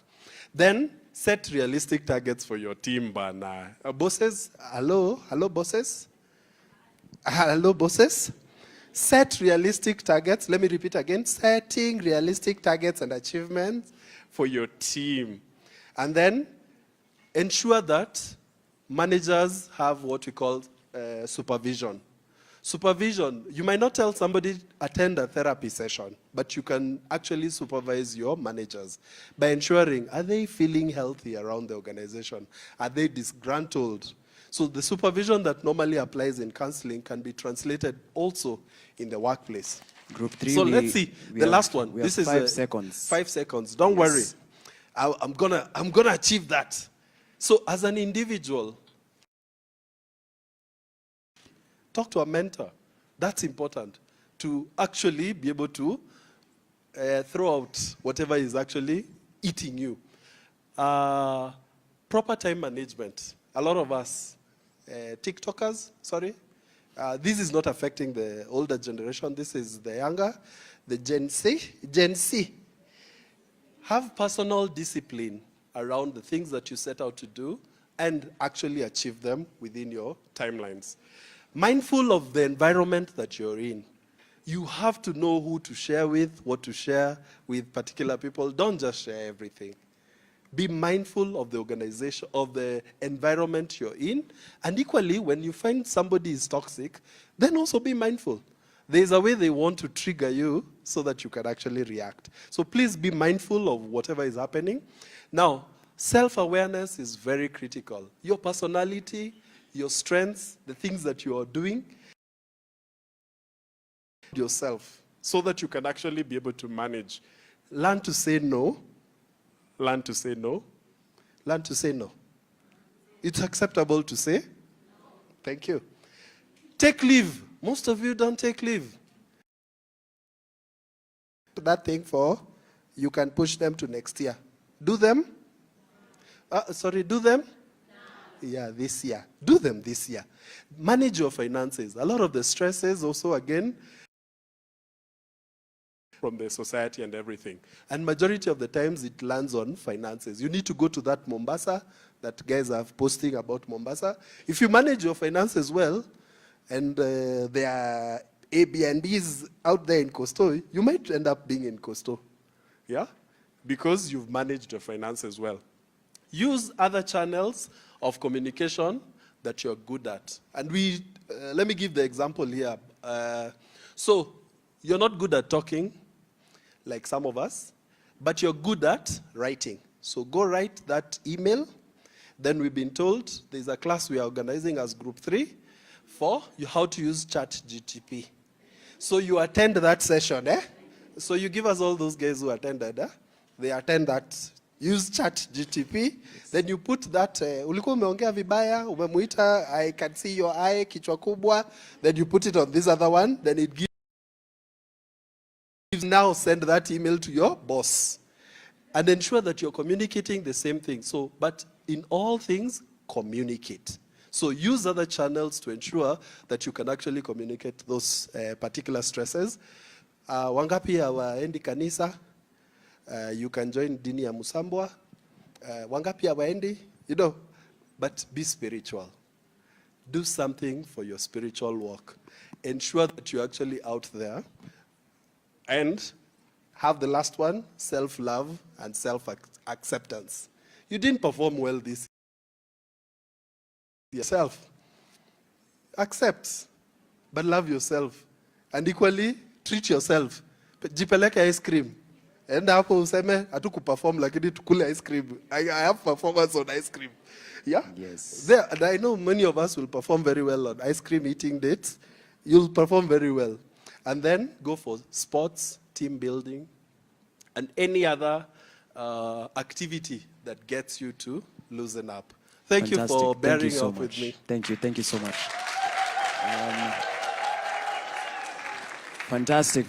We'll quickly head to team one. I think the minutes are getting, I think if I say 5 minutes, people are pushing to 10. So I'll say 1 minute. 5 minutes. Thank you so much. We're just trying to be very cautious of time because some of us really need to go far. So that we can finish up. But team one wanakani kama wanaweza summarize vizuri sana. Sana. Fantastic. Good evening, afternoon. How are you? Hi. It's good to see familiar faces here. So our group was addressing culture in the workplace, a culture of openness and support. And first of all, if you're looking for an employer, please join our group. These guys have budgets. Hey, I'm cleaning my CV. So quite a number of programs that have been established in the workplaces. There is employee assistance programs where they are involved in initiatives. They have initiatives for physical health, which is exercises. Imagine there's a group, there's an employer in our group. Kilometers on Monday, 9 kilometers on Tuesday. Hey. And then the others, they are paying gym membership for their employees, among others. So there's the physical health initiative. We have initiatives that are employee-driven or employee-centric, not the management to employee wellness committees and employee champions, and then we have wellness clinics, we have team building that, and then we have capacity development or training programs that have been established in different situations. I don't know what your situation is in your workplace, but if you can borrow anything here, I don't know which one you can borrow. I need a budget for some. Where to draw the line between compassion and mazoea? Ni mazoea. Yeah, so where do you draw the line? Because, for example, when it comes to cases of alcoholism, 4 times and it's still not working, at what point do you draw? Self-awareness and acceptance, a lot of us are still probably in the stigma. People who are not willing to accept pre-existing organizations. If you really don't have a good organization culture, then creating a culture of change, because this culture, and then low uptake levels. A lot of people are the programs exist of the established programs. And then, of course, that is associated with stigma, confidentiality. And then we have societal and peer pressure as a challenge as well. And then we have misuse and abuse of wellness programs. They are there, and then people are now taking advantage. They'll bring for you a sick of shit to say it's a lie. So there's that as well. And then HR malpractices. They are saying that some of the HRs are unapproachable. You can't approach them to discuss some of these matters, either because they can't keep it to themselves in HR, which is the human. You'll open up to them and then it will be used against you. On challenges. So what is the way forward, or what are some of the solutions we proposed? We've talked about employee involvement in the laws or in the policies of them. Let them give you ideas on the programs they want, that they will work for them.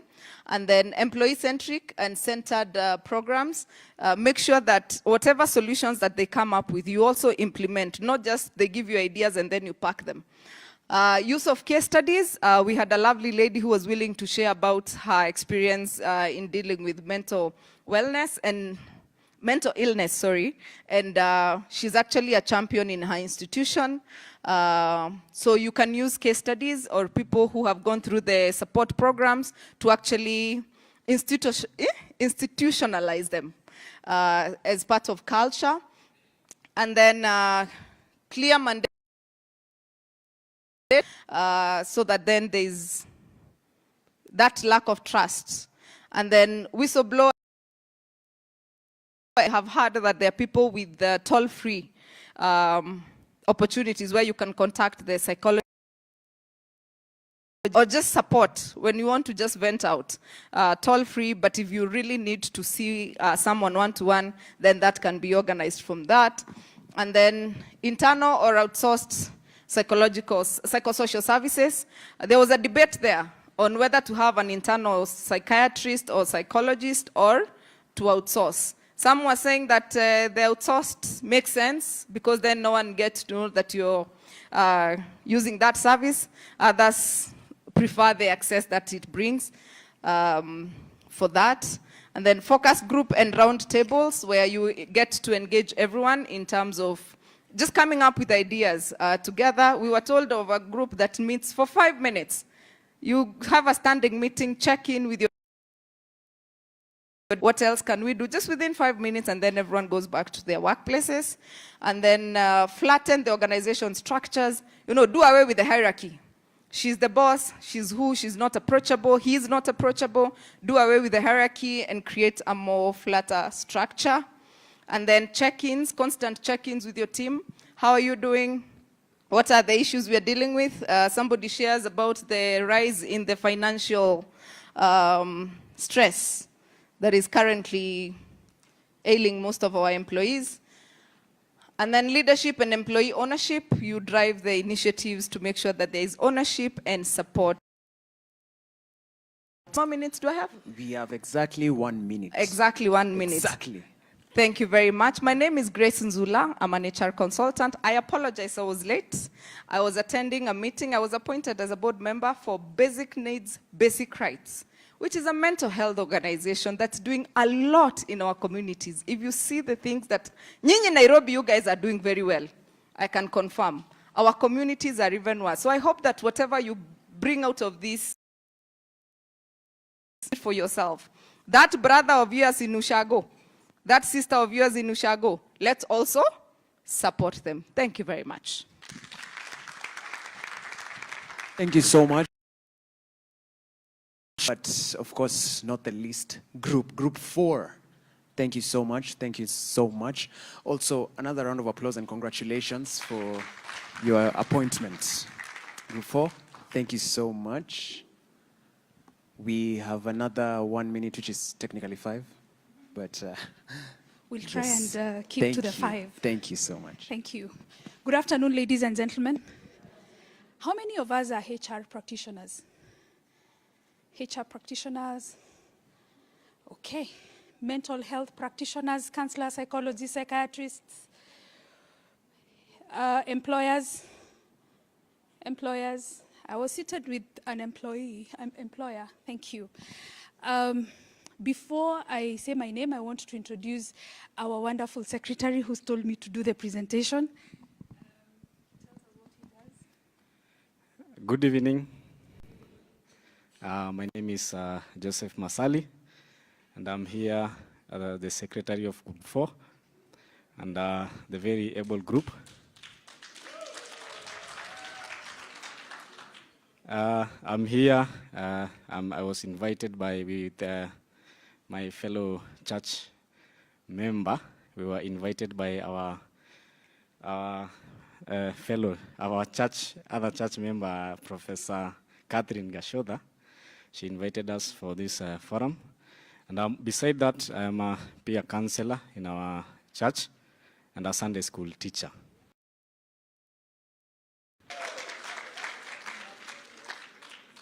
And just 1 minute, and I have in other things that I do, I'm in business in a branding industry and also tours and travel.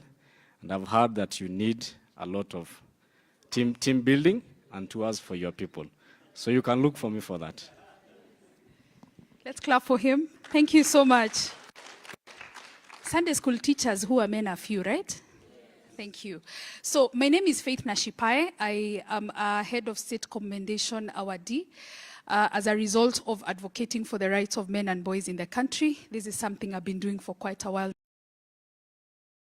Chancellor under KCPA, therefore I step in for our CEO, Mr. Moffat Kago, who is currently in this post.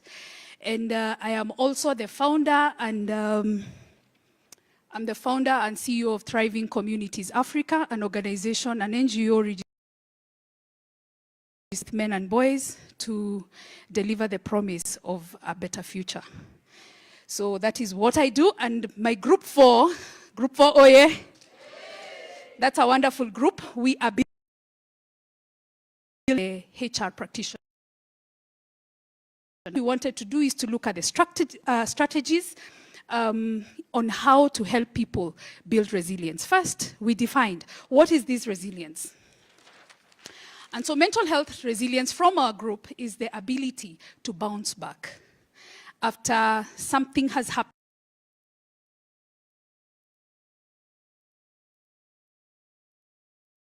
Situations and the ability to bounce back to life. So, and also handle situations in life. Then we were to look at what is the current situation of mental resilience in our workplaces. I realized that in our group, we have a lot of good things that are happening. So two things that we picked that were, I would say, were negative. Said that in their organizations, they had some redundancies.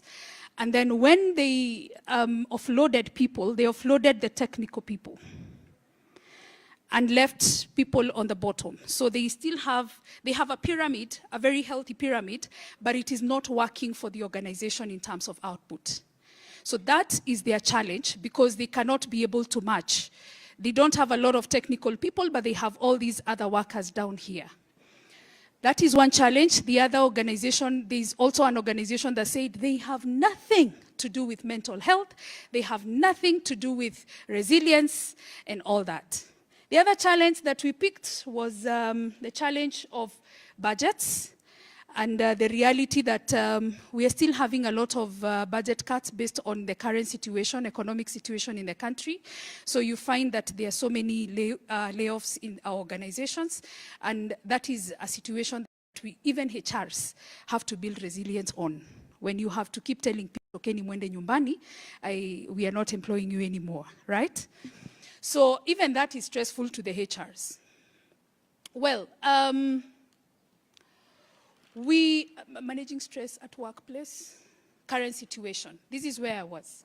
So we have policies. Some organizations have policies on whistleblower where we identified that there could be sexual harassment, there could be bullying, and so there is whistleblower policies that have already been set in place. Hold conversation and also express their challenges. Then we have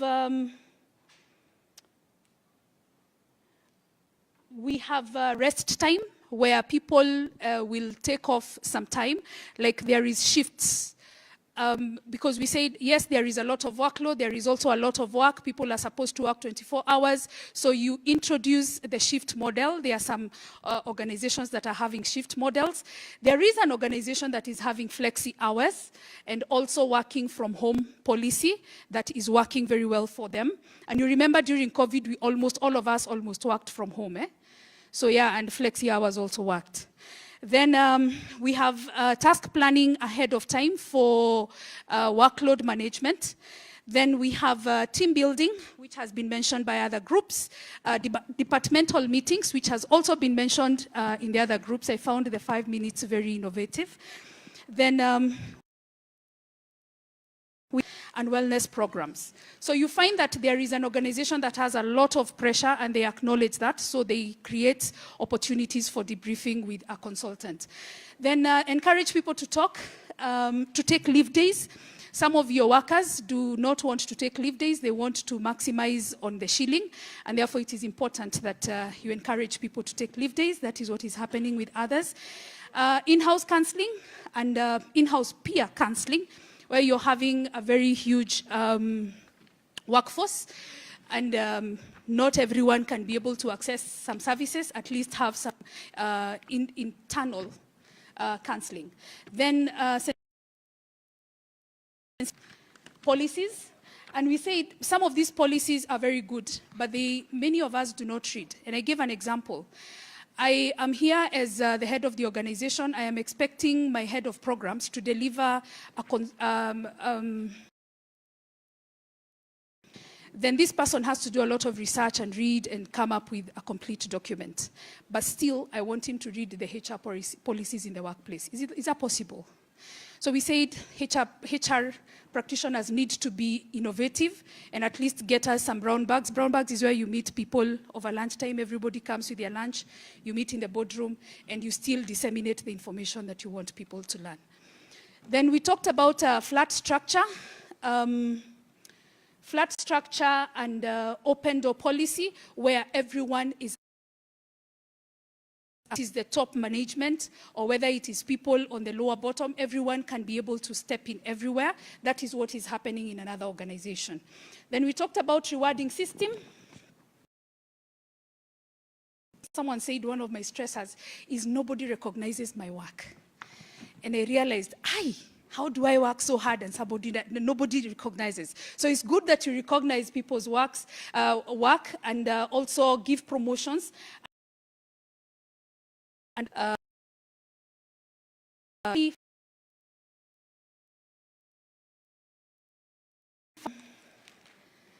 there are also organizations, organizations that are having fund days. Then I want to go back to the challenges. Now that I have given you what others are doing already, the challenges we are having: multidisciplinary conflicts, lack of budgets. We are having excess workload, bullying, interdepartmental fights, workplace politics, ageism, where now we are having generational issues, right? The Gen Zs are feeling that the millennials are too slow and their knees are knocking. Then, then we have discrimination. We have high expectations for targets. We have a challenge with cultures, and this is where people are culture by team one, but these are cultures where people are coming from. I'm Asian, someone else is African, another person is American, and we are not embracing.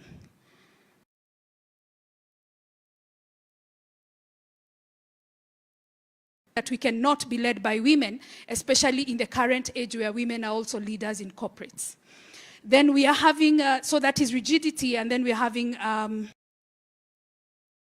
structures where I was never prepared to go work in Capedo, but I find myself working there because it is work. Or I find myself working somewhere in the middle of Kajiado, and it is not my kind of cup of tea, but I have to work, and therefore work. We came up with solutions, and others we did not have solutions, and quickly I wanted for us, which is on the way forward. So first we said in policy development, employ a bottom-up approach when you're developing policies and structures in the organization. Listen to everyone. Then two, we said we need budgets for interventions. And we said HR practitioners and mental health practitioners in workplaces work together, become synergistic and complementary. And then when you do that, build cases. Build cases such that they're going to see the realities based on data. Nothing beats data. So when you're doing your proposals and when you're doing your presentation, pushing for the agenda of mental health in your workplaces, come up with technical information that is leading to or showing why people are not productive and how it is impacting on the profit or the normal turnover of the organization. So there you're already having 3 departments working together: the mental health or the counseling department, the HR, and the finance, right?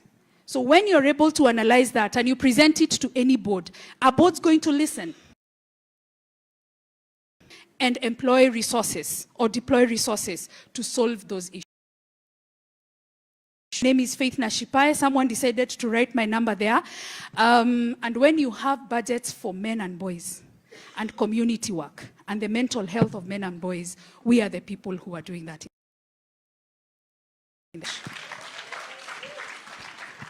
Thank you. Let's appreciate Group 4 once again and all of us at large.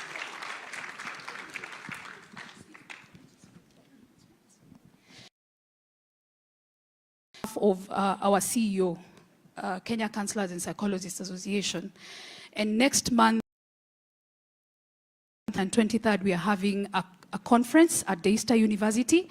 And this conference is going to be on suicide prevention at community, at family level, and at workplace. So you're all welcome. We're looking for people. I also chair, my boss is there. I also chair the partnership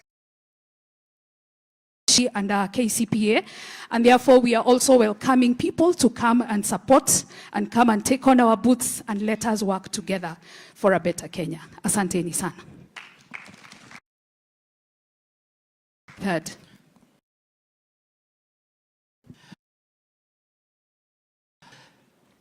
To get our take-home pointers, because there's a lot of things to take home, very many things to take home. We've got a whole bag of things.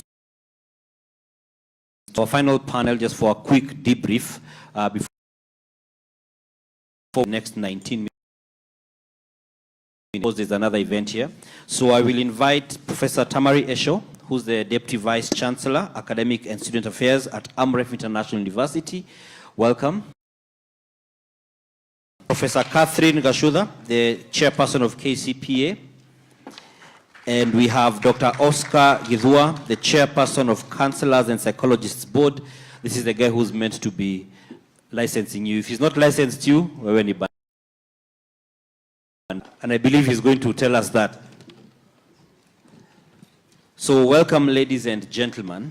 And just to kick us off briefly, Prof, what's your take home? Like, what are some of the things that you feel you've picked that you feel should not be forgotten from today's engagement? Thank you for that question. I think the discussions have been very enriching. And one of the things that I'm picking is that even ourselves, as we are the converted, there are still huge gaps around our awareness. For instance, in the discussions in our group, there were issues around one of our leaders experiencing burnout, but never really identifying that that was burnout as much as he was helping. He's a counselor, he's a psychologist, and he's helping others to deal with burnout. So I'm taking home the fact that it's important to begin to recognize some of those issues, even amongst ourselves, creating awareness about these issues to others. And this also highlights gaps around our curriculum and our education system and our training, in that we need to integrate mental health across our different programs, so that we are able to actually begin to create that awareness. And positive psychology also really coming into play, because a lot of the mental health issues are misunderstood. There's a lot of stigma around it. And positive psychology is one avenue that is going to actually support positive mental health and well-being, and promoting mental health even before we get to the level of having disorders. So I'm taking that as something that is really important. The other thing is around research, because a lot of the data that we have is not Kenya-centric, for instance. So when we look at the data that we have, it tells about 15% within the workplace, general working population of Kenya. So you find health issues, and this will have huge impacts at the workplace, economic impacts. And when you think about for instance, where I work, in many places where there are health insurances, because we are spending too much money on health. Other thing, to have the data that informs some of the decisions that as actually create an enabling environment at the workplace. Thank you very much, Prof. And I'll come to you, the other Prof. What for you are some of the take-homes that you feel, if you're to remember anything, this should be it from this engagement? Right. Nation Media Group for as a partner. We are many of us in this house, and we are very happy about the happenings of today. And my takeaway is that we are not starting from a zero level. We were told by the Ministry of Health that we have resources that have been developed in this country, like the workplace policy. We have the framework for suicide prostitution in this country. So we have resources that we can actually use, and workplace can reach out to the Ministry of Health so that they can get those base documents so that they can build on that. The other thing that has come out very well is that workplaces have actually mainstreamed mental health wellness programs, EAP, and what needs to happen, like from this kind of a conference, is to build on what is already there. The other thing that has come out very solidly is that any workplace needs to have a baseline survey. We need to be data-driven. And at the same time, from the baseline survey, now we can come up with policies to the workplaces, because we have so that the programs and even the interventions and the activities that are embedded within the wellness program resonate to the needs of the workers within that particular workplace. The other thing that really came out very, very strongly is that we need to come up with a language that discourse when it comes to talking about issues of mental health. And I think even from this particular conference, we are picking words and conversations that we can take forward as the language that we need in workplaces and even in other sectors, so that people do not feel discriminated and they don't feel stigmatized. And we can come out and say, hey, I am suffering this particular condition and I would want to tell it out there so that I can get support and I can educate other people on the challenges that one goes through when you're having such a condition. Thank you very much. Daktari, from where you sit, aside from what may have stood out for you, I want to take it a bit forward now. And for you as the government agency that is in charge of licensing, regulation, etc., what do you see as areas that you feel you should exert yourself more in based on the conversations that have been had today? Thank you. Thank you so much. Good afternoon, everyone. Or is it good evening? It's good evening. Thank you so much, Dan, and thank you, Nation Media Group, for having us. I've been patiently sitting since very early in the morning. I think this is the first time I've sat well done the whole day anywhere, but I really do appreciate this chance. Before I even make my remarks regarding your question, I think it would be out of protocol for me not to introduce the other members of the board who are here. Please let me have Madam Eleka stand up. Madam Eleka Mbithi, who is a board member in the Counselors and Psychologists Board of Kenya, and she represents tertiary institutions on the board. It's really important for us to, let's give her a round of applause, please. Thank you so much. We also had members of the Secretariat, but I think I saw them walking out. Maybe they, I don't know, maybe they want early tea or something. But thank you so much for that. Well, today's discussion has been very interesting, and I've been keenly following since the morning. And what I'd like to envision as an answer for what you've asked, Dan, is whenever I'm conceptualizing an answer like to that question, of things where I see where we can fit. So I could see the legal aspects of things. A lot of speakers spoke about the laws that govern a lot of mental health issues, and like the Mental Health Act of 2022. You also, of course, have the Counselors and Psychologists Act of 2014. Then you have policy matters, which I think the minister, the CS through the Director of Mental Health, spoke about the workplace guidelines. Those are also very important. Also, I saw administrative actions, some of which are like moving Mathare from being a government, a fully government agency to a semi-autonomous government agency. Also, the formation of the task force, of which I was a proud member.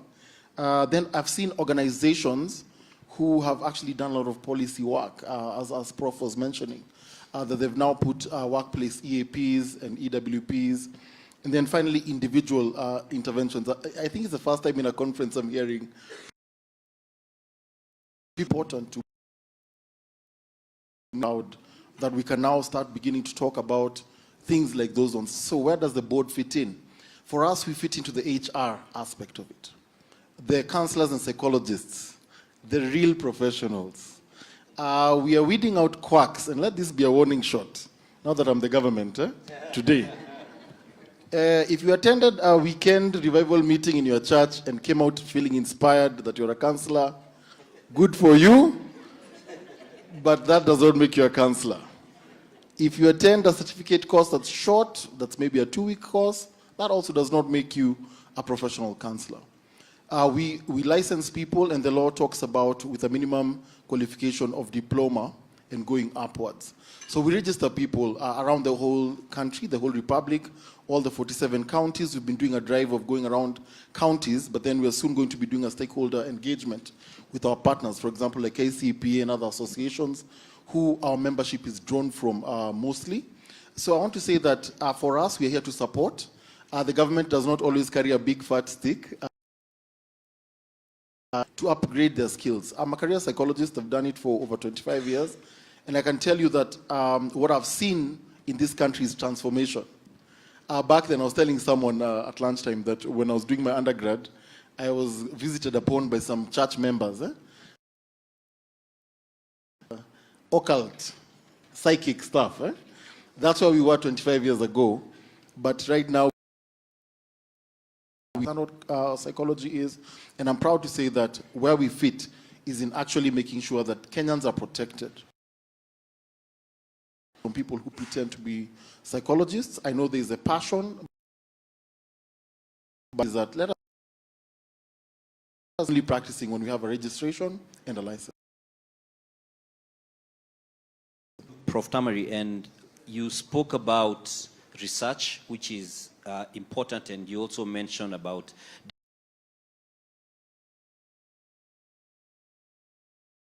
data, and it has been mentioned a couple of times.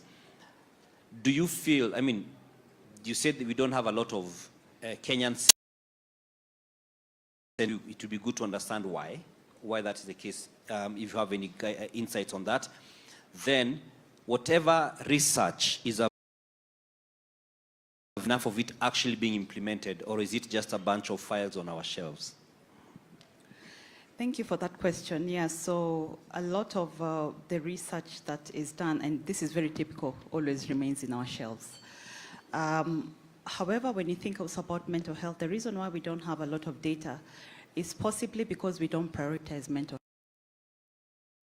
health. Issue, we'll think malaria, we'll think tuberculosis, we'll think HIV, we'll think mpox, and mental health is left behind. To do like a lot of people have said, we need to budget, be very intentional, to think about budgeting for research for mental health data that we're looking for. So it's important to begin to consider about thinking about the data. And I think one very simple example that was given also in my group is, for instance, when you're at the workplace and you're planning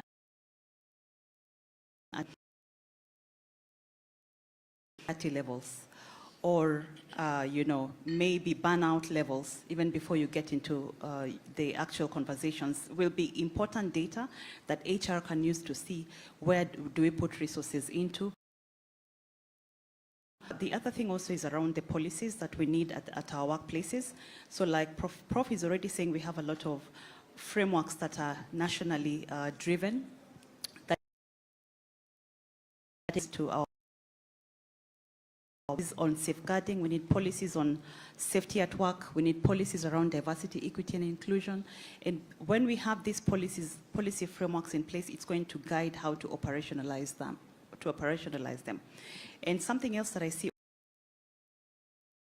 the HR, and it's that docket around taking care of mental health issues, where someone will reach out, not necessarily through the HR, but anonymously, to find that help, because transform how we do mental health.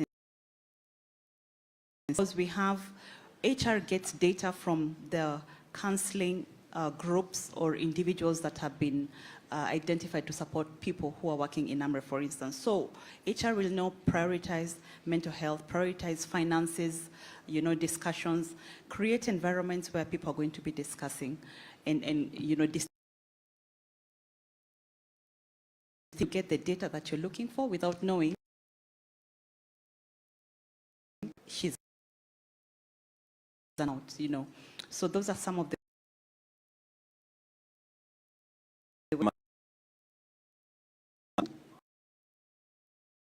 asked earlier in the audience during one of the discussions. It was partly about, is the space saturated? We have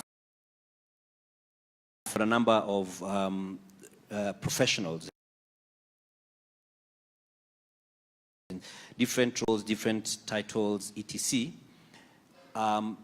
Do we have enough? And if not, what needs to be done so that we can have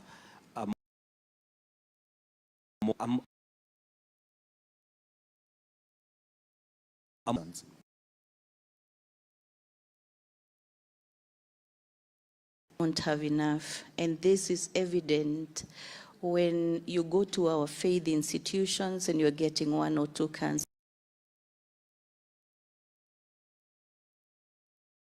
whether they are primary schools and you get just a few of them, 1 or 2 or 3.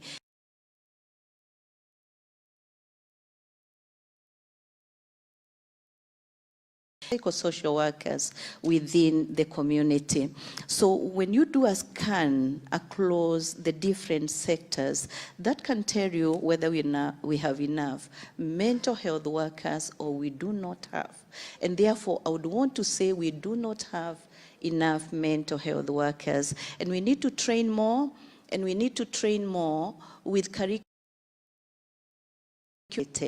We are right now, KC paper to TV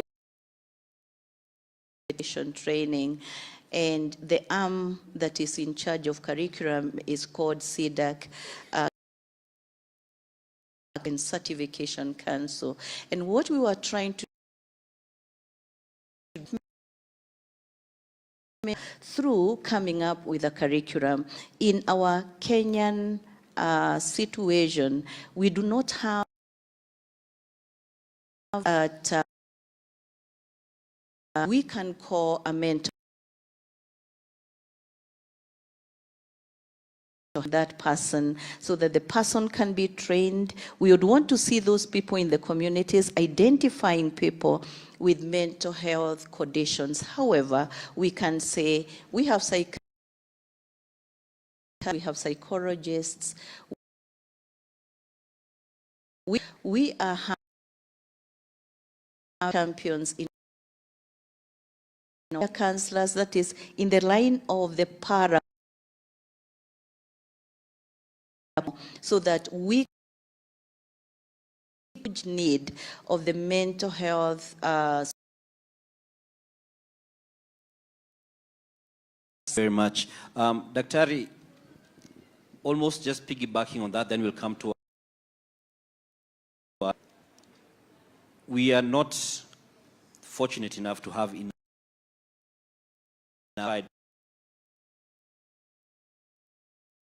task force UN of this being, yes, a national emergency, right? Is being done, or what can be done to bring in and to equip those who are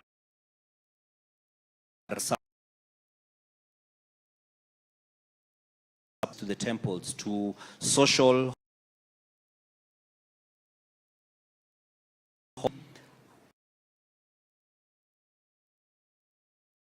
who went for a crusade and now wants to be prof, so add to the numbers across the board. That's actually is because sometimes when you're in a profession, it's very easy to be territorial and to think about a communal and societal problem.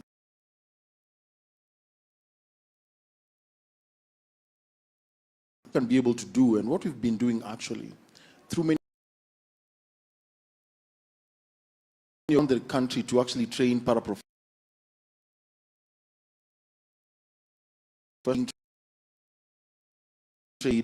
to be able to respond quickly when something like a disaster happens around them. There's other people who are, not because they're the ones who are going to be the approximate professional people going to them with social problems or psychosocial the limit and actually dealing with. So there's a lot that's being done. How do we also bring other people who are at a low? The reality is, if the profession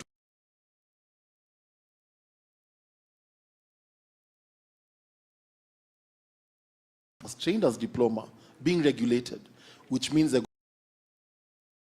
going to be helped so that they do not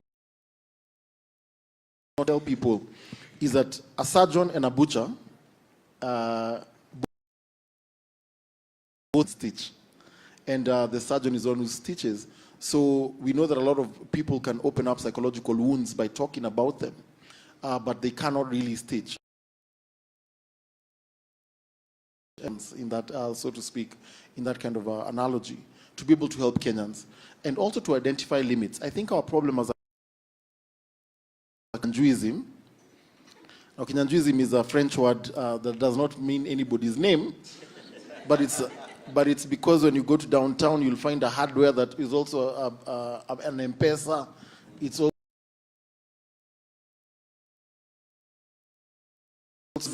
wholesale, Prince banners. For people to identify boundaries of competence. People over lunch, that how do you know? Normally, the best way I can advise people from my experience, ask somebody who they don't see.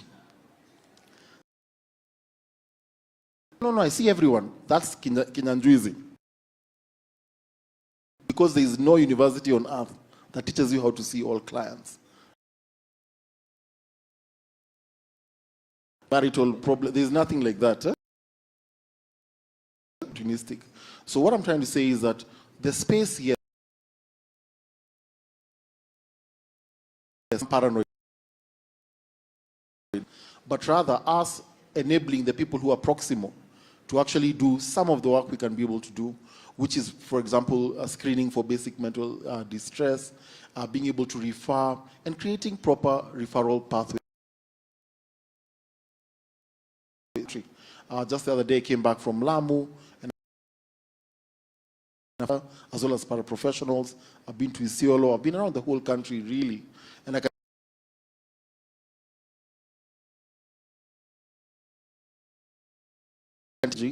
I think our job is to just hold their hands and to kind of teach people what the boundaries of. I'll just give you each a minute to just give your closing remarks as we come to a close in regards to the matter at hand in terms of mental.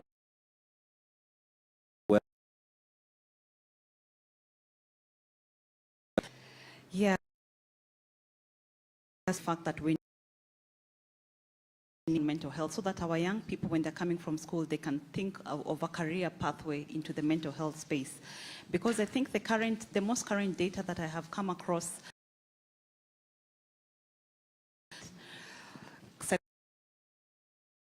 this is against a population of 50 million. So you can imagine,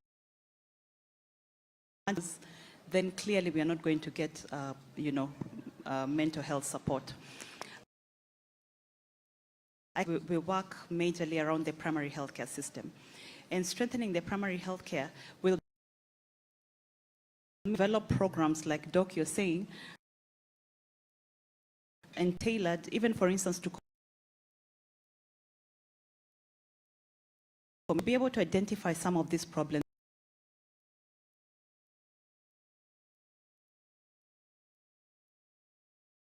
It's important to develop many programs for different,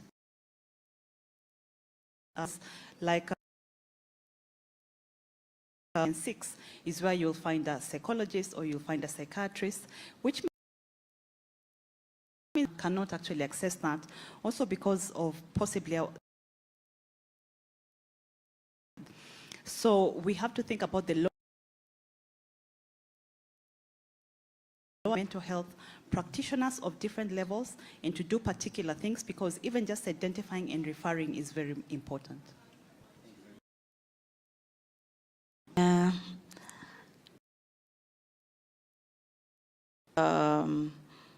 Wellness.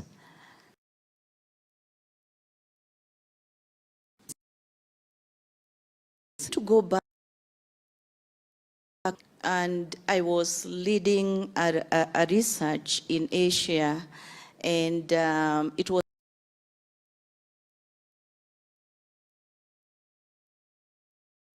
kids cause for a year, and that prevents it to heat and a lot of conflicts, and that is what is taken to the workplace. We were the first childhood experience. that we need to go back and ask ourselves health in our families. How do we secure that? And what about in our primary schools and secondary schools, and what do we infuse in our schools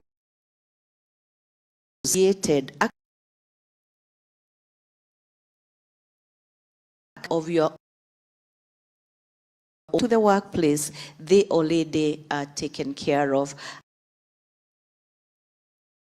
To our conference for KCP,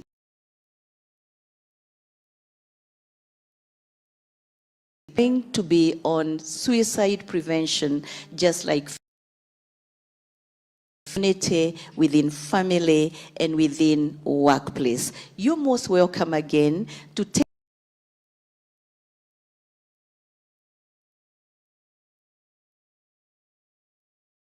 be disseminated. And again, we are going to be asking ourselves, how do we move forward? KCPA members who attended by our own that in the law. I think I want to first of all start by saying the people sitting here know this occasion of mental health in this room and nation. When we have the Museum of Mental Health are going to be used.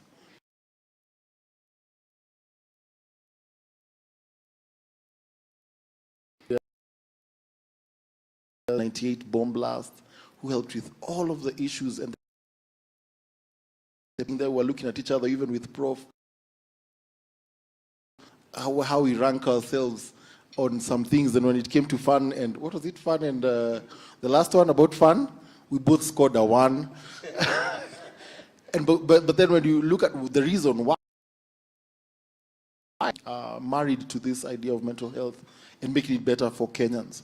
So for me, that's really a really warm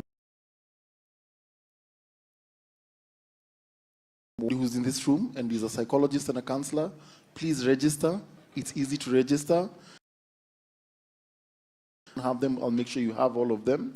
Register, because that's the only way that you can actually be a commensurate professional in this republic. We have so many years, but the only way you can be recognized is if you are actually registered and licensed. Finally, my parting mental health in the workplace. I'm a forensic psychologist, and what that is in the security sector and criminal justice system, and I work with officers every day. Officer, the next time you see a police officer, just say hi to them. And I know there's a lot of bad things that come out about them, and there's a lot of things that the Gen Z protests, where they did a lot of horrible things. But I can assure you guys that the reason you can be able to hold this conference and be at peace and not worry about someone throwing a bomb in the back is because of these gallant men and women. They're our brothers and our sisters. They go through so much pain, and they suffer so much PTSD and psychological issues. If there's one workplace that I would like to be impacted, is the uniformed and security agencies in this republic. They're doing a lot now, but I think more still remains to be done. So we are crying for them until the highest office, and we'll make that noise until it's heard. With those few remarks, thank you. Thank you so much. Thank you very much. Let's appreciate our panelists. Thank you very much. You may have your seats. Before we are kicked out, we will kick ourselves out. But even as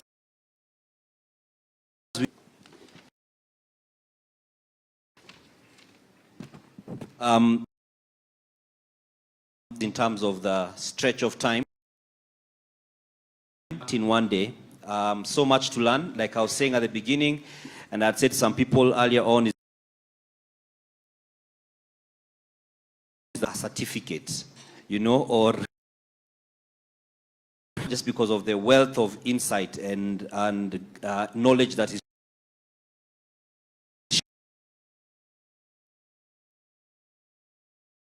feedback. There's also the one which you are having drive which has the photos. We shall with time, so next week keep refreshing it. We shall share them around so that this room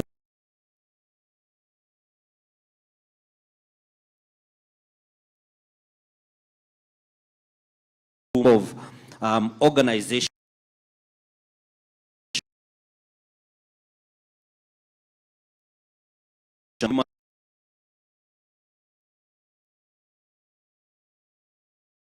Association, Chiramo Medical Group, Kenyatta University Teaching, Referral and Research Hospital, Amani Counseling Center, Old Mutual, Madison, Zuri Health, Sarba Lancet, Oasis Mental Health Limited Hospital, Positive Psychology Association of Kenya, Counselors, Crown Paints, Nakada, Diamond,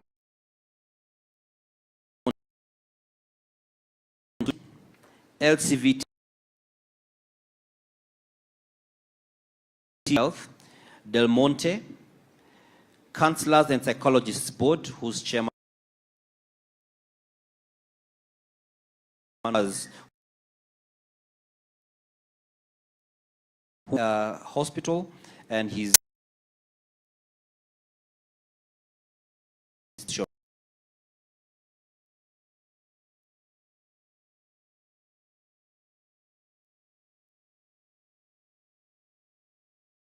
overall the Ministry of Health. And allow me to also thank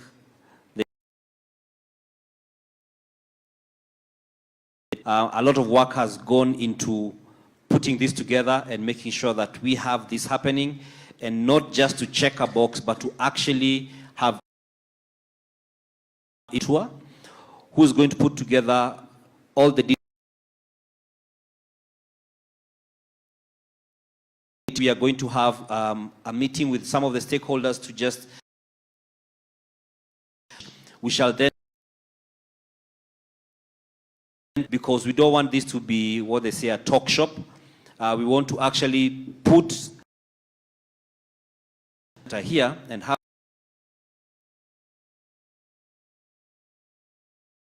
a gathering of great minds and great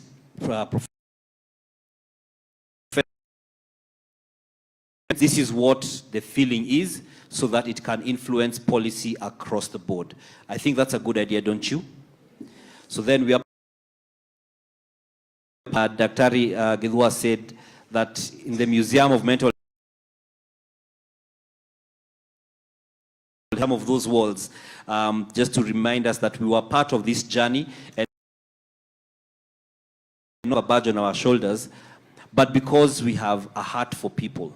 And something that has come out strongly across the time that we've been here is that there's need for empathy, emotional intelligence, and the like. So clap for yourselves. Thank you very much to the entire team, including the tech team back there, for being and we have we thank also the management of Radisson, who's our commercial manager as well, who has been a significant part of this. Some of our team members who are here, can I just ask NMG guys to stand up briefly?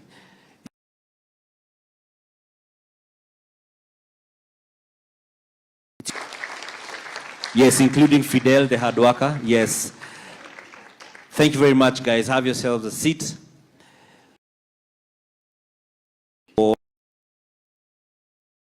But nonetheless, we are not chasing you. We are saying thank you, thank you, thank you for being part of this. They are great. So pick contacts from you and invite you to be part of our editorial coverage as we go along, because I feel these stories are to your psychologists, psychiatrists give you permission to be. Get your visa from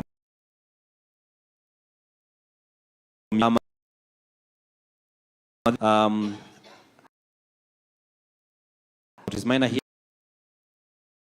Yeah? Oh, you want to say something briefly? 1 minute, please.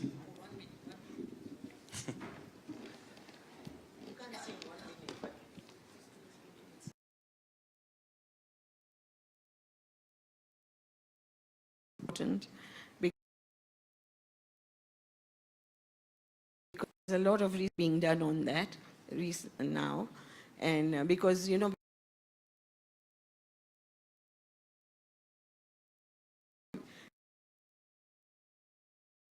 response now as an adult.